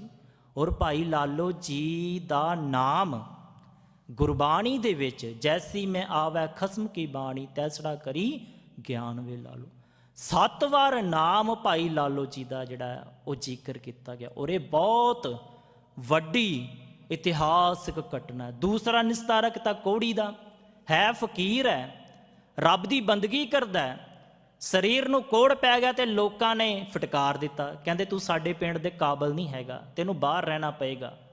ਪਰ ਗੁਰੂ ਨਾਨਕ ਮਹਾਰਾਜ ਨੇ ਗਲੇ ਨਾਲ ਲਾ ਲਿਆ। ਕਿਉਂ? ਕਿਉਂਕਿ ਪਰਮਾਤਮਾ ਦੀ ਬੰਦਗੀ ਕਰਨ ਵਾਲੀ ਰੂਹ ਸੀ, ਪਰਮਾਤਮਾ ਦੀ ਬੰਦਗੀ ਕਰਨ ਵਾਲਾ ਜੀ ਸੀ ਔਰ ਅਜਿਹਾ ਗੱਲ ਲਾਇਆ ਕਿ ਉਹਦੇ ਅੰਤਰ ਆਤਮੇ ਪਰਮ ਪਿਤਾ ਪਰਮਾਤਮਾ ਦਾ ਦਰਸ਼ਨ ਹੀ ਕਰਾ ਕੇ ਦਿਖਾਤਾ ਕਿ ਅਜਿਹੀ ਮਹਾਰਾਜ ਕਿਰਪਾ ਕਰ ਦੇਣ। ਤੀਸਰੀ ਸਾਖੀ ਇਹ ਗੁਰੂ ਹਰਿਰਾਏ ਸਾਹਿਬ ਜੀ ਨਾਲ ਸੰਬੰਧਿਤ ਹੈ, ਇਹ ਵੀ ਸੂਰਜ ਪ੍ਰਕਾਸ਼ ਦੇ ਵਿੱਚ ਇਹਦਾ ਰੈਫਰੈਂਸ ਮਿਲਦਾ। ਤੇ 7ਵੀਂ ਪੋਥੀ ਹੈ, ਉਹਦੇ ਵਿੱਚ ਜਿਹੜੀ ਹੈ ਜਿਹੜੇ ਇਹਦੇ ਅਰਥ ਕੀਤੇ ਹਨ ਉਹਦੇ ਵਿੱਚ 7ਵੀਂ ਪੋਥੀ ਦੇ ਵਿੱਚ ਮਿਲਦੀ। ਕਹਿੰਦੇ ਕਿ ਇੱਕ ਮਾਈ ਸੀ ਬਿਰਧ, ਬਹੁਤ ਜ਼ਿਆਦਾ ਬਜ਼ੁਰਗ ਸੀ, ਘਰ ਪਰਿਵਾਰ 'ਚ ਕੋਈ ਜੀ ਨਹੀਂ ਸੀ ਹੈਗਾ। ਉਹਦੇ ਮਨ 'ਚ ਇੱਛਾ ਪੈਦਾ ਹੋਈ ਕਿ ਮਹਾਰਾਜ ਜਿਹੜੇ ਨਾ ਗੁਰੂ ਹਰਿਰਾਏ ਸਾਹਿਬ ਜੀ ਉਹ ਪ੍ਰਸ਼ਾਦਾ ਛਕਣ ਮੇਰੇ ਹੱਥ ਦਾ ਬਣਿਆ ਹੋਇਆ। ਕਹਿੰਦੀ ਉਹ ਸਾਖੀ ਕਹਿੰਦੀ ਹੈ ਕਿ ਮਾਈ ਨੇ ਕਿਰਤ ਕੀਤੀ, ਮਜ਼ਦੂਰੀ ਕੀਤੀ, 1 ਟਕਾ ਉਹਨੇ ਕਮਾਇਆ, ਜੋ ਉਸ ਸਾਖੀ ਦੇ ਵਿੱਚ 1 ਟਕੇ ਦੀ ਉਹਨੇ ਕਮਾਈ ਕੀਤੀ ਔਰ 1 ਟਕੇ ਦਾ ਰਸਦ ਅੰਨ ਪ੍ਰਸ਼ਾਦ ਇਕੱਠਾ ਕੀਤਾ, ਪਕਾਇਆ, ਪ੍ਰਸ਼ਾਦੇ 2 ਤਿਆਰ ਕੀਤੇ, ਨਾਲ ਕੋਈ ਸਬਜ਼ੀ ਭਾਜੀ ਜੋ ਸੀ ਸਲੂਣਾ ਤਿਆਰ ਕੀਤਾ ਤੇ ਮਨ 'ਚ ਇੱਛਾ ਲੈ ਕੇ ਬੈਠ ਗਈ ਕਿ ਗੁਰੂ ਹਰਿਰਾਏ ਸਾਹਿਬ ਜੀ ਆਉਣਗੇ ਤੇ ਇਹ ਪ੍ਰਸ਼ਾਦਾ ਜਿਹੜਾ ਮੇਰੇ ਹੱਥੋਂ ਛਕਣਗੇ। ਕਹਿੰਦੇ ਉਧਰ ਕਿਉਂਕਿ ਮਹਾਰਾਜ ਤਾਂ ਜਾਣੀ ਜਾਣ ਨਾ ਗੁਰੂ ਪਾਤਸ਼ਾਹ, ਹਰੇਕ ਦਿਲ ਦੀ ਹਰੇਕ ਅੰਤਰਾਤਮੇ ਦੀ ਗੱਲ ਨੂੰ ਜਾਣਦੇ ਨੇ। ਕਹਿੰਦੇ ਉਹ ਵੀ ਘੋੜੇ ਤੇ ਸਵਾਰ ਹੋਏ ਤੇ ਆਪਣੇ ਸਿੰਘਾਂ ਨੂੰ ਕਹੇ ਚਲੋ ਬਈ ਸ਼ਿਕਾਰ ਤੇ ਚੱਲੀਏ। ਤੇ ਜਦੋਂ ਮਹਾਰਾਜ ਸ਼ਿਕਾਰ ਤੇ ਨਿਕਲੇ ਨਾ ਤੇ ਜਾਂਦੇ ਜਾਂਦੇ ਉਹ ਮਾਈ ਵੀ ਇੱਧਰ ਗੁਰੂ ਘਰ ਵਾਲੇ ਪਾਸੇ ਮਹਾਰਾਜ ਦੇ ਦਰਸ਼ਨ ਲਈ ਅੱਜ ਤੇ ਰਸਤੇ ਵਿੱਚ ਰੁਕ ਗਏ। ਮਾਈ ਸਾਈਡ ਤੇ ਖੜੀ ਹੋ ਗਈ ਤੇ ਉਹਦੇ ਮਨ 'ਚ ਪਤਾ ਕੀ ਫੁਰਨ ਆਇਆ ਮਾਈ ਦੇ? ਕਹਿੰਦੇ ਪਾਤਸ਼ਾਹ ਤੇ ਇੰਨੇ ਸਿਪਾਹੀਆਂ ਦੇ ਨਾਲ ਹਨ, ਸਿੱਖਾਂ ਦੇ ਨਾਲ ਹਨ, ਇੰਨੇ ਘੋੜੇ ਹਨ, ਮੇਰੇ ਕੋਲ ਕਿੱਥੇ ਪ੍ਰਸ਼ਾਦਾ, ਮੇਰੀ ਗੱਲ ਕਿੱਥੇ ਸੁਣਨੀ ਕਿਸੇ ਨੇ? ਉਹਦੇ ਮਨ 'ਚ ਹੈ, ਪਰ ਨਾਲ ਅਰਦਾਸ ਕੀਤੀ ਮਹਾਰਾਜ ਕਿਰਪਾ ਕਰੋ, ਮੇਰਾ ਪ੍ਰਸ਼ਾਦਾ ਤਿਆਰ ਕੀਤਾ ਛਕ ਲਓ। ਤੇ ਗੁਰੂ ਮਹਾਰਾਜ ਕਹਿੰਦੇ ਬਿਲਕੁਲ ਮਾਈ ਦੇ ਲਾਗੇ ਆਣ ਕੇ ਘੋੜਾ ਰੋਕ ਦਿੱਤਾ। ਜਦੋਂ ਘੋੜਾ ਰੋਕਿਆ ਨਾ ਤੇ ਪਾਤਸ਼ਾਹ ਕਹਿੰਦੇ ਲਿਆ ਮਾਈ ਪ੍ਰਸ਼ਾਦਾ ਦੇ ਦੇ, ਤੇ ਉਹੀ ਹੱਥਾਂ ਨਾਲ ਪ੍ਰਸ਼ਾਦਾ। ਸਿੰਘ ਬੜੇ ਹੈਰਾਨ ਸਨ, ਕਿਉਂਕਿ ਗੁਰੂ ਜੀ ਦਾ ਇਹ ਨੇਮ ਨਹੀਂ ਸੀ ਹੈਗਾ ਕਿ ਉਹ ਟਾਈਮ ਤੇ ਪ੍ਰਸ਼ਾਦਾ ਸਕਦੇ ਸਨ। ਪੂਰੇ ਟਾਈਮ ਤੇ ਸਵੱਛ ਹੋ ਕੇ ਚੌਂਕੜਾ ਮਾਰ ਕੇ ਪੂਰਾ ਜਿੱਦਾਂ ਆਸਨ ਲਾ ਕੇ ਨਾ ਪ੍ਰਸ਼ਾਦਾ। ਤੇ ਸਿੰਘ ਬੜੇ ਹੈਰਾਨ ਹੋਏ ਤੇ ਉਹਨਾਂ ਨੇ ਸਵਾਲ ਕੀਤਾ ਕਿ ਪਾਤਸ਼ਾਹ ਤੁਸੀਂ ਇਦਾਂ ਕਿਉਂ ਕਰ ਰਹੇ ਹੋ, ਇਹ ਤਾਂ ਕੋਈ ਗੱਲ ਨਾ ਹੋਈ, ਸਾਨੂੰ ਕਹਿ ਦਿੰਦੇ ਅਸੀਂ ਪ੍ਰਸ਼ਾਦਾ ਤਿਆਰ ਕਰ। ਪਰ ਉਹਨਾਂ ਨੂੰ ਕੀ ਪਤਾ ਸੀ ਕਿ ਗੁਰੂ ਮਹਾਰਾਜ ਦੇ ਦਿਲ ਦੇ ਅੰਦਰ ਉਹਨਾਂ ਲੋਕਾਂ ਲਈ ਕਿੰਨਾ ਪਿਆਰ ਹੈ ਜਿਨ੍ਹਾਂ ਲੋਕਾਂ ਨੇ ਬੰਦਗੀ ਕੀਤੀ ਹੈ, ਰੱਬ ਨੂੰ ਚੇਤੇ ਕੀਤਾ, ਵਾਹਿਗੁਰੂ ਨੂੰ ਚੇਤੇ ਕੀਤਾ। ਉਹ ਕਿਸੇ ਰੂਪ ਵਿੱਚ ਵੀ ਹੋਣ, ਭਾਈ ਲਾਲੋ ਦੇ ਰੂਪ ਵਿੱਚ ਹੋਣ, ਕੋੜੀ ਦੇ ਰੂਪ ਵਿੱਚ ਹੋਣ, ਬਿਰਧ ਮਾਈ ਦੇ ਰੂਪ ਵਿੱਚ ਹੋਣ, ਭਾਵੇਂ ਉਹ ਕੋਡੇ ਰਾਖਸ਼ ਦੇ ਰੂਪ ਵਿੱਚ ਵੀ ਹੋਣ, ਮਹਾਰਾਜ ਸਾਰਿਆਂ ਨੂੰ ਜਿੱਥੇ ਜਿੱਥੇ ਗਏ ਆਪਣੇ ਗਲੇ ਨਾਲ ਲਾ ਲਿਆ। ਅਜਿਹੀ ਗੱਲ ਵਕੜੀ ਪਾਈ ਕਿ ਦੁਬਾਰਾ ਉਹ ਕਦੀ ਗੁਰੂ ਨਾਨਕ ਦੀ ਗੱਲ ਵਕੜੀ ਤੋਂ ਦੂਰ ਹੀ ਨਹੀਂ ਹੋ ਸਕੇ। ਕਾਰਨ ਕੀ ਸੀ? ਕਿਉਂਕਿ ਪਾਤਸ਼ਾਹ ਹਮੇਸ਼ਾ ਉਹਨਾਂ ਨੂੰ ਪਿਆਰ ਕਰਦੇ ਹਨ ਜਿਹੜੇ ਪ੍ਰਮਾਤਮਾ ਦੀ ਬੰਦਗੀ ਨੂੰ ਕਿਸੇ ਨਾ ਕਿਸੇ ਰੂਪ ਵਿੱਚ ਕਮਾ ਚੁੱਕੇ ਹਨ। ਤੇ ਜਦੋਂ ਉਹਨਾਂ ਸਿੰਘਾਂ ਨੇ ਅਗਲੇ ਦਿਨ ਦਾ ਵਰਤਾਰਾ ਵਾਪਰਨਾ ਸੀ, ਉਹਨਾਂ ਨੇ ਕੀ ਕੀਤਾ? ਸਿੰਘਾਂ ਨੇ ਪ੍ਰਸ਼ਾਦਾ ਤਿਆਰ ਕਰ ਲਿਆ। ਕਹਿੰਦੇ ਮਹਾਰਾਜ ਸ਼ਿਕਾਰ ਤੇ ਜਾਣਗੇ ਨਾ, ਪ੍ਰਸ਼ਾਦਾ ਛਕਾਵਾਂਗੇ ਇਹਨਾਂ ਰਸਤੇ। ਤੇ ਜਦੋਂ ਸ਼ਿਕਾਰ ਤੇ ਗਏ ਉਹੀ ਸਮਾਂ ਹੋਇਆ ਤੇ ਆਣ ਕੇ ਸਿੰਘਾਂ ਨੂੰ ਪੁੱਛਿਆ ਮਹਾਰਾਜ ਪ੍ਰਸ਼ਾਦਾ ਛਕ ਲਓ, ਕੱਲ੍ਹ ਵਾਲਾ ਟਾਈਮ ਹੋ ਗਿਆ। ਕਹਿੰਦੇ ਮਹਾਰਾਜ ਕਹਿੰਦੇ ਕੀ ਹੋ ਗਿਆ ਤੁਹਾਨੂੰ ਚੰਗੀ ਤਰ੍ਹਾਂ ਤੇ ਪਤਾ ਹੈਗਾ, ਇਹ ਕੋਈ ਇਸ ਤਰ੍ਹਾਂ ਤੇ ਨੇਮ ਹੈ ਨਹੀਂ, ਇੱਕ ਸਮਾਂ ਹੈ ਆਪਣਾ ਟੁਕਵਾ। ਤੇ ਸਿੰਘ ਜਿਹੜੇ ਜਦੋਂ ਮਹਾਰਾਜ ਨੂੰ ਫਿਰ ਸਵਾਲ ਕੀਤਾ ਪਾਤਸ਼ਾਹ ਕੱਲ੍ਹ ਤੇ ਤੁਸੀਂ ਛਕ ਲਿਆ ਸੀ? ਤੇ ਮਹਾਰਾਜ ਕਹਿੰਦੇ ਅਸਲ ਵਿੱਚ ਪ੍ਰਸ਼ਾਦਾ ਉਹ ਛਕਣ ਦਾ ਕਾਰਨ ਸੀ ਪਿੱਛੇ। ਜਿਹੜੀ ਮਾਈ ਨੇ ਪ੍ਰਸ਼ਾਦਾ ਤਿਆਰ ਕੀਤਾ ਉਹਦਾ ਪ੍ਰੇਮ, ਉਹਦੀ ਬੰਦਗੀ ਨੇ ਮੈਨੂੰ ਮਜਬੂਰ ਕਰਤਾ ਬਿਨਾਂ ਹੱਥ ਧੋਇਆਂ, ਬਿਨਾਂ ਕਿਸੇ ਨੇਮ ਤੋਂ ਉਹਦਾ ਪ੍ਰਸ਼ਾਦਾ ਛਕਣ ਲਈ। ਕਿਉਂਕਿ ਪ੍ਰਮਾਤਮਾ ਤੇ ਗੁਰੂ ਆਪਣੇ ਸਿੱਖ ਲਈ ਕਈ ਵਾਰ ਨੇਮਾਂ ਨੂੰ ਵੀ ਤੋੜ ਦਿੰਦੇ ਹਨ। ਤੋੜਨ ਦੀ ਸੰਭਾਵਨਾ ਜ਼ਿਆਦਾ ਨਹੀਂ ਹੁੰਦੀ, ਪਰ ਜੇ ਕੋਈ ਆਤੀ ਸਮਾਂ ਆ ਜਾਵੇ ਤਾਂ ਫਿਰ ਉਹ ਜੇ ਨੇਮ ਨੂੰ ਵੀ ਤੋੜ ਦਿੰਦੇ ਹਨ ਜਿਹੜਾ ਨੇਮ ਉਹਨਾਂ ਦੀ ਸਧਾਰਨ ਜ਼ਿੰਦਗੀ ਦੇ ਵਿੱਚ ਲੋਕਾਂ ਦੀ ਅੱਖਾਂ ਸਾਹਮਣੇ ਹੁੰਦਾ। ਇਸ ਕਰਕੇ ਮਹਾਰਾਜ ਕਹਿੰਦੇ ਜਿਸ ਨੀਚ ਕੋ ਕੋਈ ਨਾ ਜਾਣੈ, ਨਾਮ ਜਪਤ ਉਹ ਚਹੁ ਕੁਟ ਮਾਨੈ। ਹੋਰ ਵੱਡੀ ਗੱਲ, ਭਾਈ ਲਾਲੋ ਜੀ ਨੂੰ ਅੱਜ ਹਰ ਜਗ੍ਹਾ ਤੇ ਯਾਦ ਕੀਤਾ ਜਾਂਦਾ। ਜਿੱਥੇ ਜਿੱਥੇ ਵੀ ਆਪਾਂ ਜਾਂਦੇ ਹਾਂ, ਭਾਈ ਲਾਲੋ ਜੀ ਦੀ, ਭਾਈ ਮਰਦਾਨਾ ਜੀ ਦੀ, ਮਰਦਾਨਾ ਜੀ ਤੇ ਗੱਲ ਹੀ ਕਰਨੀ ਭੁੱਲ ਗਿਆ ਨਾ। ਭਾਈ ਮਰਦਾਨਾ ਜੀ ਤਾਂ ਬਹੁਤ ਨੀਵੀਂ ਜਾਤ ਦੇ ਮੰਨੇਗੇ, ਪਰ ਗੁਰੂ ਦੇ ਨਾਲ ਰਹਿਣ ਕਰਕੇ ਭਾਈ ਮਰਦਾਨਾ ਜੀ ਵੀ ਉਸੇ ਤਰ੍ਹਾਂ ਯਾਦ ਕੀਤੇ ਜਾਂਦੇ ਨੇ। ਜਿਸ ਤਰ੍ਹਾਂ ਗੁਰੂ ਜੀ ਨੂੰ ਯਾਦ ਕੀਤਾ ਜਾਂਦਾ, ਭਾਈ ਮਰਦਾਨਾ ਜੀ ਨੂੰ ਉਸੇ ਰੂਪ 'ਚ ਯਾਦ ਕੀਤਾ ਜਾਂਦਾ। ਉਹਨਾਂ ਦਾ ਨਾਮ ਸਿਮਰਿਆ ਜਾਂਦਾ, ਚੇਤੇ ਕੀਤਾ ਜਾਂਦਾ। ਇਸ ਕਰਕੇ ਮਹਾਰਾਜ ਜਿਸ ਨੀਚ ਕੋ ਕੋਈ ਨਾ ਜਾਣੈ, ਨਾਮ ਜਪਤ ਉਹ ਚਹੁ ਕੁੰਟ ਮਾਨੈ। ਦਰਸ਼ਨ ਮੰਗੋ ਦੇਹ ਪਿਆਰੇ, ਤੁਮਰੀ ਸੇਵਾ ਕੌਣ ਕੌਣ ਨਾ ਤਾਰੇ। ਰਹਾਉ। ਮਹਾਰਾਜ ਕਹਿੰਦੇ ਹੇ ਪਰਮ ਪਿਤਾ ਪਰਮਾਤਮਾ, ਮੈਂ ਤੇਰੇ ਦਰਸ਼ਨਾਂ ਦੀ ਮੰਗ ਕਰਦਾ ਹਾਂ, ਮੈਨੂੰ ਆਪਣੇ ਦਰਸ਼ਨ ਦਿਓ। ਤੁਮਰੀ ਸੇਵਾ, ਤੇਰੇ ਸਿਮਰਨ ਨੇ ਕਿਹਦਾ ਕਿਹਦਾ ਨਿਸਤਾਰਾ ਨਹੀਂ ਕੀਤਾ। ਜਾਂ ਕੈ ਨਿਕਟ ਨਾ ਆਵੈ ਕੋਈ, ਸਗਲ ਸ੍ਰਿਸ਼ਟ ਵਾਕੇ ਚਰਨ ਮਲ ਧੋਈ। ਗੁਰੂ ਮਹਾਰਾਜ ਜੀ ਲਿਖਦੇ ਹਨ ਜਾ ਕੈ ਨਿਕਟ ਨਾ ਆਵੈ ਕੋਈ, ਜਿਹਦੇ ਨੇੜੇ ਦੁਨੀਆ ਦਾ ਕੋਈ ਵੀ ਬੰਦਾ ਨਹੀਂ ਸੀ ਹੁੰਦਾ, ਰਿਸ਼ਤੇਦਾਰ ਵੀ ਨਹੀਂ ਸੀ ਹੁੰਦੇ, ਮਾਂ ਪਿਓ ਵੀ ਕਈ ਵਾਰ ਦੂਰ ਚਲੇ ਜਾਂਦੇ ਨੇ, ਪਰ ਕਹਿੰਦੇ ਕਿ ਸਗਲ ਸ੍ਰਿਸ਼ਟ ਉਹਾਂ ਕੇ ਚਰਨ ਮਲ ਧੋਈ। ਸਾਰੀ ਸ੍ਰਿਸ਼ਟੀ ਉਹਨਾਂ ਦੇ ਚਰਨਾਂ ਨੂੰ ਮਲ ਮਲ ਕੇ ਧੋਂਦੀ ਹੈ, ਭਾਵ ਉਹਨਾਂ ਦਾ ਸਤਿਕਾਰ ਕਰਦੀ ਹੈ, ਉਹਨਾਂ ਨੂੰ ਇੱਜ਼ਤ ਦਿੰਦੀ ਹੈ। ਭਗਤ ਰਵਿਦਾਸ ਜੀ ਨੀਵੀਂ ਜਾਤ ਦੇ ਗਿਣੇ ਗਏ, ਔਰ ਮਹਾਰਾਜ ਨੇ ਭਗਤ ਰਵਿਦਾਸ ਜੀ ਨੇ ਆਪਣੇ ਆਪ ਨੂੰ ਚਮਾਰ ਲਿਖਿਆ ਹੈ। ਔਰ ਉਸ ਸਮੇਂ ਦੇ ਲੋਕ ਜਿਹੜੇ ਸਨ, ਬ੍ਰਾਹਮਣ ਪੁਰੋਹਿਤ ਵਰਗ ਸੀ, ਬਹੁਤ ਨੀਚ ਗਿਣਦੇ ਸਨ, ਪਰ ਇੰਨੀ ਬੰਦਗੀ ਕੀਤੀ, ਵਾਹਿਗੁਰੂ ਦਾ ਇੰਨਾ ਸਿਮਰਨ ਕੀਤਾ, ਉਹਨਾਂ ਬ੍ਰਾਹਮਣਾਂ ਦਾ ਨਾਮ ਤੇ ਕੋਈ ਨਹੀਂ ਜਾਣਦਾ ਜਿਨ੍ਹਾਂ ਨੇ ਉਹਨਾਂ ਨੂੰ ਨੀਚ ਕਿਹਾ। ਪਰ ਭਗਤ ਰਵਿਦਾਸ ਜੀ ਦੇ ਅੱਜ ਸਾਰੇ ਸੰਸਾਰ ਦੇ ਵਿੱਚ ਧਾਰਮਿਕ ਸਥਾਨ ਬਣੇ ਹੋਏ ਹਨ। ਭਗਤ ਰਵਿਦਾਸ ਜੀ ਨੂੰ ਸਾਰੇ ਥਾਂ ਤੇ ਯਾਦ ਕੀਤਾ ਜਾਂਦਾ। ਇਹ ਕਿਉਂ ਹੁੰਦਾ? ਕਿਉਂਕਿ ਵਾਹਿਗੁਰੂ ਦਾ, ਪਰਮਾਤਮਾ ਦਾ ਬਿਰਦ ਜਿਹਾ ਹੈ ਕਿ ਮਹਾਰਾਜ ਦਾ ਨਾ ਇੱਕ ਸ਼ਬਦ ਹੈ, ਐਸੀ ਲਾਲ ਤੁਝ ਬਿਨ ਕੌਣ ਕਰੇ, ਗਰੀਬ ਨਿਵਾਜ ਗਸਈਆਂ ਮੇਰਾ ਮਾਥੈ ਛਤਰ ਤਰੇ। ਕਹਿੰਦੇ ਕਿ ਇਹ ਪਰਮਪਿਤਾ ਪਰਮਾਤਮਾ, ਤੇਰੇ ਬਿਨਾ ਇਹਨਾਂ ਗਰੀਬਾਂ ਨੂੰ, ਇਹਨਾਂ ਮਾੜਿਆਂ ਨੂੰ ਚੱਕਣ ਵਾਲਾ ਕੌਣ ਹੈ? ਕੋਈ ਨਹੀਂ ਹੈਗਾ। ਗਰੀਬ ਨਿਵਾਜ, ਗਰੀਬਾਂ ਨੂੰ ਨਿਵਾਜਣ ਵਾਲਾ ਗੁਸਾਈਆਂ ਮੇਰਾ। ਮਾਥਾ ਛਤਰ ਧਰੈ, ਤੇ ਮੱਥੇ ਤੇ ਇੱਕ ਅਜਿਹਾ ਛਤਰ ਧਾਰ ਦਿੰਦਾ ਹੈ ਕਿ ਆਉਣ ਵਾਲੀ ਦੁਨੀਆ ਉਹਨਾਂ ਦੇ ਅੱਗੇ ਸੀਸ ਝੁਕਾਉਂਦੀ ਹੈ, ਉਹਨਾਂ ਦੇ ਅੱਗੇ ਆਪਣੇ ਆਪ ਨੂੰ ਨੀਵਾਂ ਕਰਦੀ ਹੈ। ਜਾ ਕੀ ਛੋਤ ਜਗਤ ਕੋ ਲਾਗੈ ਤਾਂ ਪਰ ਤੂੰ ਹੀ ਡਰੈ, ਕਿ ਦੁਨੀਆ ਕਹਿੰਦੀ ਹੈ ਜਿਹਨੂੰ ਛੂਹਣ ਦੇ ਨਾਲ ਅਸੀਂ ਭਿੱਟੇ ਜਾਵਾਂਗੇ, ਜਿਹਨੂੰ ਛੂਹਣ ਦੇ ਨਾਲ ਅਸੀਂ ਮਾੜੇ ਹੋ ਜਾਵਾਂਗੇ। ਪਰ ਗੁਰੂ ਮਹਾਰਾਜ ਕਹਿੰਦੇ ਜਾ ਕੀ ਛੋਤ ਜਗਤ ਕੋ ਲਾਗੈ ਤਾਂ ਪਰ ਤੂੰ ਹੀ ਡਰੈ, ਪਰ ਤੂੰ ਉਹਦੇ ਤੇ ਕਿਰਪਾ ਕਰਦਾ, ਤੂੰ ਉਹਦੇ ਤੇ ਦਇਆ ਕਰਦਾ। ਨੀਚੋ ਊਚ ਕਰੇ ਮੇਰਾ ਗੋਬਿੰਦ, ਕਾਹੂ ਤੇ ਨਾ ਡਰੈ। ਪਰਮਾਤਮਾ ਨੀਚਿਆਂ ਨੂੰ ਉੱਚਾ ਕਰਨ ਤੇ ਕਦੀ ਵੀ ਡਰਦਾ ਨਹੀਂ ਹੈਗਾ, ਕਿਉਂਕਿ ਪਰਮਾਤਮਾ ਦਾ ਬਿਰਧ ਹੈ। ਨਾਮਦੇਵ ਕਬੀਰ ਤਲੋਚਨ ਸਦਨਾ ਸੈਨ ਤਰੈ।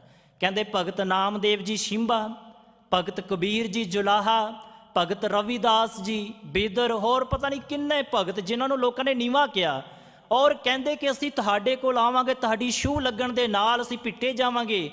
ਪਰ ਮਹਾਰਾਜ ਕਹਿੰਦੇ ਪਰਮਾਤਮਾ ਦਾ ਬਿਰਧ ਵੇਖੋ, ਪਰਮਾਤਮਾ ਦੀ ਕਿਰਪਾ ਦੇਖੋ, ਵਾਹਿਗੁਰੂ ਦੀ ਕਿਰਪਾ ਦੇਖੋ।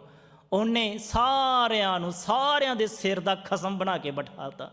ਅੱਜ ਉਹਨੂੰ ਵਾਹਿਗੁਰੂ ਦੇ ਰੂਪ ਵਿੱਚ, ਭਗਤ ਦੇ ਰੂਪ 'ਚ ਯਾਦ ਕੀਤਾ ਜਾਂਦਾ। ਇਸ ਕਰਕੇ ਮਹਾਰਾਜ ਇਹ ਗੱਲ ਵਾਰ-ਵਾਰ ਕਹਿੰਦੇ ਨੇ ਕਿ ਵਾਹਿਗੁਰੂ ਦੀ ਜਿਹੜੇ ਬੰਦਗੀ ਕਰਦੇ ਆ ਨਾ, ਜੋ ਕਿ ਜਿਹਦੇ ਨੇੜੇ ਕੋਈ ਨਹੀਂ ਆਉਂਦਾ, ਜਾ ਕੇ ਨਿਕਟ ਨਾ ਆਵੇ ਕੋਈ, ਜਿਹਦੇ ਨੇੜੇ ਕੋਈ ਨਹੀਂ ਆਉਂਦਾ, ਸਗਲ ਸ੍ਰਿਸ਼ਟ ਉਹਾਂ ਕੇ ਚਰਨ ਮਲ ਤੋਈ। ਕਿਉਂਕਿ ਉਹਨਾਂ ਨੇ ਬੰਦਗੀ ਕੀਤੀ, ਨਾਮ ਜਪਿਆ, ਅੱਜ ਉਹਨਾਂ ਦੇ ਚਰਨਾਂ ਨੂੰ ਮਲ ਮਲ ਕੇ ਧੁੰਦੇ ਹਨ। ਜੋ ਪ੍ਰਾਨੇ ਕਾਹੂ ਨਾ ਆਵਤ ਕਾ, ਸੰਤ ਪ੍ਰਸਾਦ ਤਾਂ ਕੋ ਜਪਿਆ ਨਾਮ। ਕਹਿੰਦੇ ਕਿ ਜਿਹੜਾ ਪ੍ਰਾਣੀ ਦੁਨੀਆ ਸਮਝਦੀ ਕਿ ਸਾਡੇ ਕਿਸੇ ਕੰਮ ਦਾ ਨਹੀਂ ਹੈਗਾ, ਇਹ ਤੇ ਕਿਸੇ ਕੰਮ ਹੀ ਨਹੀਂ ਆਏਗਾ, ਪਰ ਕਹਿੰਦੇ ਜਦੋਂ ਉਹਨੇ ਬੰਦਗੀ ਕੀਤੀ ਨਾ, ਵਾਹਿਗੁਰੂ ਦੀ ਬੰਦਗੀ ਕੀਤੀ, ਕਹਿੰਦੇ ਉਹਨਾਂ ਬੰਦਿਆਂ ਦਾ ਨਾਮ ਜਪਣਾ ਸ਼ੁਰੂ ਕਰਤਾ ਦੁਨੀਆ ਦੇ ਲੋਕਾਂ ਨੇ। ਕਿਉਂ? ਕਿਉਂਕਿ ਲੋਕਾਂ ਦੀ ਫਿਦਰਤ ਹੈ, ਹਿਊਮਨ ਬੀਇੰਗ ਦਾ ਇਹ ਨੇਚਰ ਹੈ ਕਿ ਜਿਹਨੂੰ ਵੀ ਰੱਬ ਮਿਲ ਜੇਗਾ ਨਾ, ਉਹਦੇ ਵੱਲ ਝੁਕਾਅ ਕਰਨਗੇ। ਕਈ ਵਾਰ ਨਾ ਆਪਣੇ ਮਨ 'ਚ ਵਹਿਮ ਹੋ ਜਾਂਦਾ ਕਿ ਜਿਹੜੇ ਗੁਰੂ ਦੇ ਪਿਆਰੇ ਹੁੰਦੇ ਆ ਨਾ, ਗੁਰੂ ਦੇ ਸਿੱਖ ਸੰਤ ਮਹਾਂਪੁਰਖ ਸਾਧ, ਇਹਨਾਂ ਦੇ ਲੋਕੀ ਜਾ ਕੇ ਸਿਰ ਕਿਉਂ ਝੁਕਾਉਂਦੇ ਨੇ? ਪਰ ਮਹਾਰਾਜ ਨੇ ਗੱਲ ਕਹੀ ਹੈ, ਕਹਿੰਦੇ ਹੋਏਗਾ, ਇਹ ਤੋਂ ਕੋਈ ਨਹੀਂ ਰੋਕ ਸਕਦਾ। ਜਿਹਨੇ ਬੰਦਗੀ ਕੀਤੀ ਹੈ ਉਹਦੇ ਅੱਗੇ ਦੁਨੀਆ ਨੇ ਸੀਸ ਝੁਕਾਉਣਾ ਹੀ ਝੁਕਾਉਣਾ, ਭਾਵੇਂ ਜਿੰਨਾ ਮਰਜ਼ੀ ਰੋਕ ਲਓ, ਜਿੰਨਾ ਮਰਜ਼ੀ ਕਹਿ ਲਓ, ਨਹੀਂ ਰੁਕਣਗੇ। ਕਿਉਂ? ਕਿਉਂਕਿ ਉਹ ਲੋਕਾਂ ਨੂੰ ਸਚੇਤ ਅਚੇਤ ਰੂਪ 'ਚ ਇਸ ਗੱਲ ਦਾ ਅਹਿਸਾਸ ਹੈ ਕਿ ਇਹਨੇ ਵੱਡੇ ਨਾਲ ਲਾਈ ਹੈ। ਉਹ ਜਿਹੜੇ ਵੱਡੇ ਨਾਲ ਇਹਨੇ ਲਾਈ, ਉਹ ਵੱਡਾ ਇੰਨਾ ਹੈ ਕਿ ਉਹਦੇ ਨਾਲ ਅਸੀਂ ਉਹਦੇ ਤੱਕ ਪਹੁੰਚ ਸਕਦੇ ਹਾਂ। ਇਸ ਕਰਕੇ ਮਹਾਰਾਜ ਕਹਿੰਦੇ ਜਿਹਨੂੰ ਕੋਈ ਨਹੀਂ ਸੀ ਜਾਣਦਾ, ਕਿਸੇ ਕੰਮ ਨਹੀਂ ਸੀ ਆਉਂਦਾ, ਸੰਤ ਪ੍ਰਸਾਦ ਗੁਰੂ ਦੀ ਕਿਰਪਾ ਕਰਕੇ, ਵਾਹਿਗੁਰੂ ਦੀ ਕਿਰਪਾ ਦੇ ਕਰਕੇ ਉਸ ਦਾ ਸਾਰੀ ਦੁਨੀਆ ਨਾਮ ਲੈ ਲੈ ਕੇ ਨਹੀਂ ਥੱਕਦੀ। ਸਾਧ ਸੰਗ ਮਨ ਸੋਵਤ ਜਾਗੇ, ਤਬ ਪ੍ਰਭ ਨਾਨਕ ਮਿੱਠੇ ਲਾਗੇ। ਔਰ ਮਹਾਰਾਜ ਨੇ ਸਭ ਤੋਂ ਸ਼ੁਰੂਆਤ ਵਿੱਚ ਨਾਮ ਦੀ ਗੱਲ ਕਹੀ ਸੀ, ਔਰ ਸ਼ਬਦ ਦਾ ਜੋ ਅਖੀਰ ਹੈ ਉਹ ਸਾਧ ਸੰਗਤ ਨਾਲ ਕੀਤਾ। ਕਿਉਂ? ਕਿਉਂਕਿ ਸਾਧ ਸੰਗਤ ਜਿਹੜੀ ਹੈ, ਭਾਈ ਗੁਰਦਾਸ ਜੀ ਕਹਿੰਦੇ ਸ਼੍ਰੀ ਗੁਰ ਗੰਗ ਮਿਲ, ਸਾਧ ਸੰਗ ਗੰਗ ਮਿਲ, ਸ਼੍ਰੀ ਗੁਰ ਸਾਗਰ ਮਿਲੇ, ਗਿਆਨ ਧਿਆਨ ਪਰਮ ਨਿਧਾਨ ਲਿਵਲੀਨ ਹੈ। ਭਾਈ ਗੁਰਦਾਸ ਜੀ ਨੇ ਸਾਧ ਸੰਗਤ ਦੀ ਤੁਲਨਾ ਗੰਗਾ ਨਾਲ ਕੀਤੀ, ਕਿਉਂਕਿ ਗੰਗਾ ਨੂੰ ਸਨਾਤਨੀ ਧਰਮ ਦੇ ਵਿੱਚ ਪਵਿੱਤਰਤਾ ਦਾ ਦਰਜਾ ਦਿੱਤਾ ਗਿਆ ਕਿ ਇਹ ਪਵਿੱਤਰ ਹੈ। ਤੇ ਮਹਾਰਾਜ ਕਹਿੰਦੇ ਇਹ ਜਿਹੜੀ ਸਾਧ ਸੰਗਤ ਹੈ ਨਾ, ਇਹ ਗੰਗਾ ਦੀ ਨਿਆਈ ਬਹੁਤ ਜ਼ਿਆਦਾ ਪਵਿੱਤਰ ਹੈ। ਸਾਧ ਸੰਗ ਗੰਗ ਮਿਲ, ਜਿਹੜਾ ਸਾਧ ਸੰਗਤ ਰੂਪੀ ਗੰਗਾ ਦੇ ਵਿੱਚ ਮਿਲ ਜਾਏਗਾ, ਸ੍ਰੀ ਗੁਰ ਸਾਗਰ ਮਿਲੇ, ਉਹ ਸ੍ਰੀ ਗੁਰੂ ਸਾਗਰ ਭਾਵ ਧੰਨ ਧੰਨ ਜਿਹੜੇ ਸ੍ਰੀ ਗੁਰੂ ਗ੍ਰੰਥ ਸਾਹਿਬ ਮਹਾਰਾਜ ਸ਼ਬਦ ਰੂਪ ਵਿੱਚ ਹਨ, ਇਹਨਾਂ ਦੇ ਨਾਲ ਉਹਦਾ ਮਿਲਾਪ ਹੋ ਜਾਏਗਾ। ਪਰ ਸਾਧਨ ਕੀ ਹੋਏਗਾ? ਸਾਧ ਸੰਗਤ। ਮਹਾਰਾਜ ਸਤ ਸੰਗਤ ਕੈਸੀ ਜਾਣੀ ਹੈ, ਜਿੱਥੇ ਏਕੋ ਨਾਮ ਵਖਾਣੀ ਹੈ। ਕਿ ਸਤ ਸੰਗਤ ਕਿਹੜੀ ਹੈ? ਜਿੱਥੇ ਸਿਰਫ ਤੇ ਸਿਰਫ ਇੱਕ ਪਰਮ ਪਿਤਾ ਪਰਮਾਤਮਾ ਦਾ ਨਾਮ ਚੇਤੇ ਕੀਤਾ ਜਾਂਦਾ, ਇੱਕ ਵਾਹਿਗੁਰੂ ਦਾ ਨਾਮ ਚੇਤੇ ਕੀਤਾ ਜਾਂਦਾ, ਇੱਕ ਵਾਹਿਗੁਰੂ ਨੂੰ ਸਿਮਰਿਆ ਜਾਂਦਾ। ਜਦੋਂ ਵੀ ਆਪਾਂ ਭਗਤ ਸਾਹਿਬਾਨ ਦੇ ਜੀਵਨ ਪੜ੍ਹਾਂਗੇ ਤਾਂ ਭਗਤ ਸਹਿਬਾਨ ਦੇ ਜੀਵਨ ਵਿੱਚ ਜਿੱਥੇ ਪ੍ਰਮਾਤਮਾ ਦੇ ਨਾਮ ਦੀ ਬੰਦਗੀ ਦੀ ਗੱਲ ਹੁੰਦੀ ਹੈ ਨਾ, ਉੱਥੇ ਸਤ ਸੰਗਤ ਤੇ ਸਾਧ ਸੰਗਤ ਦਾ ਜ਼ਿਕਰ ਬਹੁਤ ਆਏਗਾ। ਜਿੱਦਾਂ ਭਗਤ ਸੈਣ ਜੀ, ਭਾਈ ਗੁਰਦਾਸ ਜੀ ਨੇ ਜ਼ਿਕਰ ਕੀਤਾ, ਕਹਿੰਦੇ ਕਿ ਉਹਨਾਂ ਘਰ ਸੰਤ ਪ੍ਰਾਹੁਣੇ ਆ ਗਏ, ਰਾਤ ਨੂੰ ਆਏ, ਤੇ ਜਦੋਂ ਸੰਤ ਪ੍ਰਾਹੁਣੇ ਆਏ ਤੇ ਭਗਤ ਜੀ ਨੇ ਕਿਹਾ ਕਿ ਚਲੋ ਹੁਣ ਇਹਨਾਂ ਦਾ ਫਾਇਦਾ ਚੱਕ ਲਈਏ। ਕੀ ਫਾਇਦਾ ਚੱਕੀਏ? ਬੰਦਗੀ ਕਰਦੇ ਆ ਸਾਰੀ ਰਾਤ। ਉਹਨਾਂ ਨੇ ਬਹੁਤ ਜ਼ਿਆਦਾ ਜਿਹੜਾ ਸੀ ਉਹ ਸਿਮਰਨ ਕੀਤਾ, ਵਾਹਿਗੁਰੂ ਚੇਤੇ ਕੀਤਾ, ਔਰ ਆਪਣੀ ਨੌਕਰੀ ਤੋਂ ਜਿਹੜਾ ਸੀ ਰਾਤ ਦੀ ਡਿਊਟੀ ਤੋਂ ਖੁੰਝ ਗਏ। ਪਰ ਪ੍ਰਮਾਤਮਾ ਨੇ ਬਿਰਧ ਰੱਖੀ, ਪ੍ਰਮਾਤਮਾ ਨੇ ਲਾਜ ਰੱਖੀ, ਪ੍ਰਮਾਤਮਾ ਨੇ ਅਜਿਹਾ ਭਾਣਾ ਵਰਤਾਇਆ ਕਿ ਰਾਜੇ ਦੇ ਮਨ ਵਿੱਚ ਕੋਈ ਸਵਾਲ ਹੀ ਨਹੀਂ ਪੈਦਾ ਹੋਇਆ, ਰਾਜੇ ਦੇ ਮਨ ਵਿੱਚ ਕੋਈ ਤਕਲੀਫ ਹੀ ਨਹੀਂ ਪੈਦਾ ਹੋਈ ਭਗਤ ਜੀ ਦੇ ਉੱਥੇ ਨਾ ਪਹੁੰਚਣ ਤੇ। ਔਰ ਉਸ ਦਾ ਨਤੀਜਾ ਭਗਤ ਜੀ ਦੀ ਤਾਰੀਫ ਹੋਈ ਕਿ ਵਾਹ ਜੀ ਵਾਹ, ਤੁਸੀਂ ਬਾ ਕਮਾਲ ਹੋ, ਤੁਸੀਂ ਤਾਂ ਬਹੁਤ ਵਧੀਆ ਸੇਵਾ ਕਰਦੇ ਹੋ, ਬਹੁਤ ਵਧੀਆ ਸੇਵਾ ਕੀਤੀ ਰਾਤ ਨੂੰ। ਤੇ ਇਸ ਕਰਕੇ ਜਿੰਨੇ ਵੀ ਭਗਤ ਸਹਿਬਾਨ ਦਾ ਗੁਰੂ ਮਹਾਰਾਜ ਨੇ ਵੀ ਸਤ ਸੰਗਤ ਨੂੰ ਵਾਰ-ਵਾਰ ਕਿਹਾ ਕਿ ਸਤ ਸੰਗਤ ਦੇ ਵਿੱਚ ਜਾਣਾ ਬਹੁਤ ਲਾਜ਼ਮੀ ਹੈ। ਕਿਉਂ? ਕਿਉਂਕਿ ਜਿੰਨੀ ਦੇਰ ਤੱਕ ਸਤ ਪੁਰਸ਼ਾਂ ਦੇ ਨਾਲ ਸਾਡਾ ਮੇਲ ਮਿਲਾਪ ਨਹੀਂ ਹੁੰਦਾ, ਸਤ ਪੁਰਸ਼ਾਂ ਦੇ ਜੋਟੀ ਅਸੀਂ ਨਹੀਂ ਬਣਦੇ, ਓਨੀ ਦੇਰ ਤੱਕ ਮਨ ਦੇ ਵਲਵਲਿਆਂ ਨੂੰ ਰੋਕਣਾ ਅਸੰਭਵ ਹੈ। ਕਿਉਂਕਿ ਇਹ ਕੁਦਰਤੀ ਹੈ, ਜੈਸੀ ਸੰਗਤ ਐਸੀ ਰੰਗਤ ਆਪਾਂ ਆਮ ਵਰਤਦੇ ਹਾਂ ਕਿ ਜਿਹੋ ਜੀ ਸੰਗਤ ਹੋਏਗੀ ਉਹੋ ਜੀ ਰੰਗਤ ਹੋਏਗੀ। 2 ਮਿੰਟ ਦੇ ਲਈ ਸਿਰਫ ਆਪਾਂ ਕਿਸੇ ਅਜਿਹੇ ਬੰਦੇ ਕੋਲ ਬਹਿ ਜਾਈਏ ਜਿਹੜਾ ਬੰਦਾ ਵਿਕਾਰ ਦੀਆਂ ਗੱਲਾਂ ਕਰਦਾ, ਔਰ ਸਾਡਾ ਮਨ ਉਸ ਤੋਂ ਬਚਿਆ ਨਹੀਂ ਰਹਿੰਦਾ, ਮਨ ਨੂੰ ਉਹ ਜਿਹੜੀ ਛੂਹ ਚੀਜ਼ ਦੀ ਲੱਗ ਜਾਂਦੀ ਹੈ, ਮਨ ਉਸ ਚੀਜ਼ ਦੇ ਨੇੜੇ ਰਹਿ ਜਾਂਦਾ ਹੈ। ਇਸ ਕਰਕੇ ਗੁਰੂ ਜੀ ਨੇ ਕਿਹਾ ਸੰਗਤ ਕਰਨੀ ਬਹੁਤ ਲਾਜ਼ਮੀ ਹੈ। ਸਾਧ ਸੰਗ ਮਨ ਸੋਵਤ ਜਾਗੇ, ਜਦੋਂ ਅਸੀਂ ਸਾਧ ਸੰਗ ਕਰਾਂਗੇ ਨਾ, ਵਾਹਿਗੁਰੂ ਦਾ ਸਿਮਰਨ ਕਰਾਂਗੇ, ਇਹਦੇ ਨਾਲ ਸਾਡਾ ਮਨ ਜਿਹੜਾ ਸੋਇਆ ਹੋਇਆ, ਸੁੱਤਾ ਹੋਇਆ ਜਾਗ ਜਾਏਗਾ। ਹੁਣ ਸਵਾਲ ਪੈਦਾ ਹੁੰਦਾ ਹੈ ਕਿ ਮਨ ਸੁੱਤਾ ਕਿਉਂ ਹੈ, ਕੀ ਗੱਲ ਇਹੋ ਜਿਹੀ ਹੋ ਗਈ? ਤੇ ਮਹਾਰਾਜ ਕਹਿੰਦੇ ਇਹ ਗਾਫਲ ਦੀ ਨੀਂਦ ਸੁੱਤਾ ਹੋਇਆ, ਵਿਕਾਰਾਂ ਵਾਲੀ ਨੀਂਦ ਵਿੱਚ ਤੇ ਮਾਇਆ ਵਾਲੀ ਨੀਂਦ ਵਿੱਚ। ਔਰ ਇਹ ਵਿਕਾਰ ਇਹਨੂੰ ਉੱਠਣ ਨਹੀਂ ਦਿੰਦੇ, ਇਹ ਮਾੜਾ ਜਿਹਾ ਉੱਠਦਾ ਨਾ ਵਿਕਾਰ ਫੇਰ ਆਣ ਕੇ ਪੋਲੇ ਜੇ ਇਹਨੂੰ ਆਪਣੇ ਵਿੱਚ ਘੇਰ ਲੈਂਦਾ। ਇਸ ਕਰਕੇ ਭਾਈ ਜਿਹੜਾ ਮਨ ਦਾ ਜਾਗਣਾ ਹੈ ਉਹ ਸਿਰਫ ਤੇ ਸਿਰਫ ਸਤ ਸੰਗਤ ਕਰਕੇ ਹੀ ਸੰਭਵ ਹੋ ਸਕਦਾ ਹੈ। ਤੇ ਮਹਾਰਾਜ ਕਹਿੰਦੇ ਸਤ ਸੰਗਤ ਕਰਨੀ ਸਾਡੀ ਰੂਟੀਨ ਦਾ ਜਿਹੜਾ ਨੇਮ ਹੋਣਾ ਚਾਹੀਦਾ ਹੈ। ਔਰ ਗੁਰੂ ਨਾਨਕ ਮਹਾਰਾਜ ਜੀ ਜਿੱਥੇ ਵੀ ਗਏ ਨਾ, ਪੁਰਾਤਨ ਜਨਮ ਸਾਖੀਆਂ ਦੇ ਵਿੱਚ ਇਹ ਗੱਲ ਲਿਖੀ ਹੈ, ਉੱਥੇ ਹੀ ਉਹਨਾਂ ਨੇ 2 ਵਾਰੀ ਸੰਗਤ ਕਰਨ ਦਾ ਕਨਸੈਪਟ ਦਿੱਤਾ ਹੈ। ਇਸ ਕਰਕੇ ਮਹਾਰਾਜ ਕਹਿੰਦੇ ਕਿ ਸਾਧ ਸੰਗ ਮਨ ਸੋਵਤ ਜਾਗੇ ਤਬ ਪ੍ਰਭ ਨਾਨਕ ਮਿੱਠੇ ਲਾਗੇ। ਤੇ ਫਿਰ ਜਿਹੜਾ ਰੱਬ ਮਿੱਠਾ ਲੱਗਣ ਲੱਗ ਜਾਂਦਾ ਹੈ। ਅਖੀਰਲੀਆਂ ਪੰਕਤੀਆਂ ਦਾ ਉਚਾਰਨ ਕਰਕੇ ਤੇ ਫਤਿਹ ਨਾਲ ਸਾਂਝ ਹੈ ਜੀ। ਸਾਧ ਸੰਗ ਮਨ ਸੋਵਤ ਜਾਗੇ ਤਬ ਪ੍ਰਭ ਨਾਨਕ ਮਿੱਠੇ ਲਾਗੇ। ਵਾਹਿਗੁਰੂ ਜੀ ਕਾ ਖਾਲਸਾ, ਵਾਹਿਗੁਰੂ ਜੀ ਕੀ ਫਤਿਹ।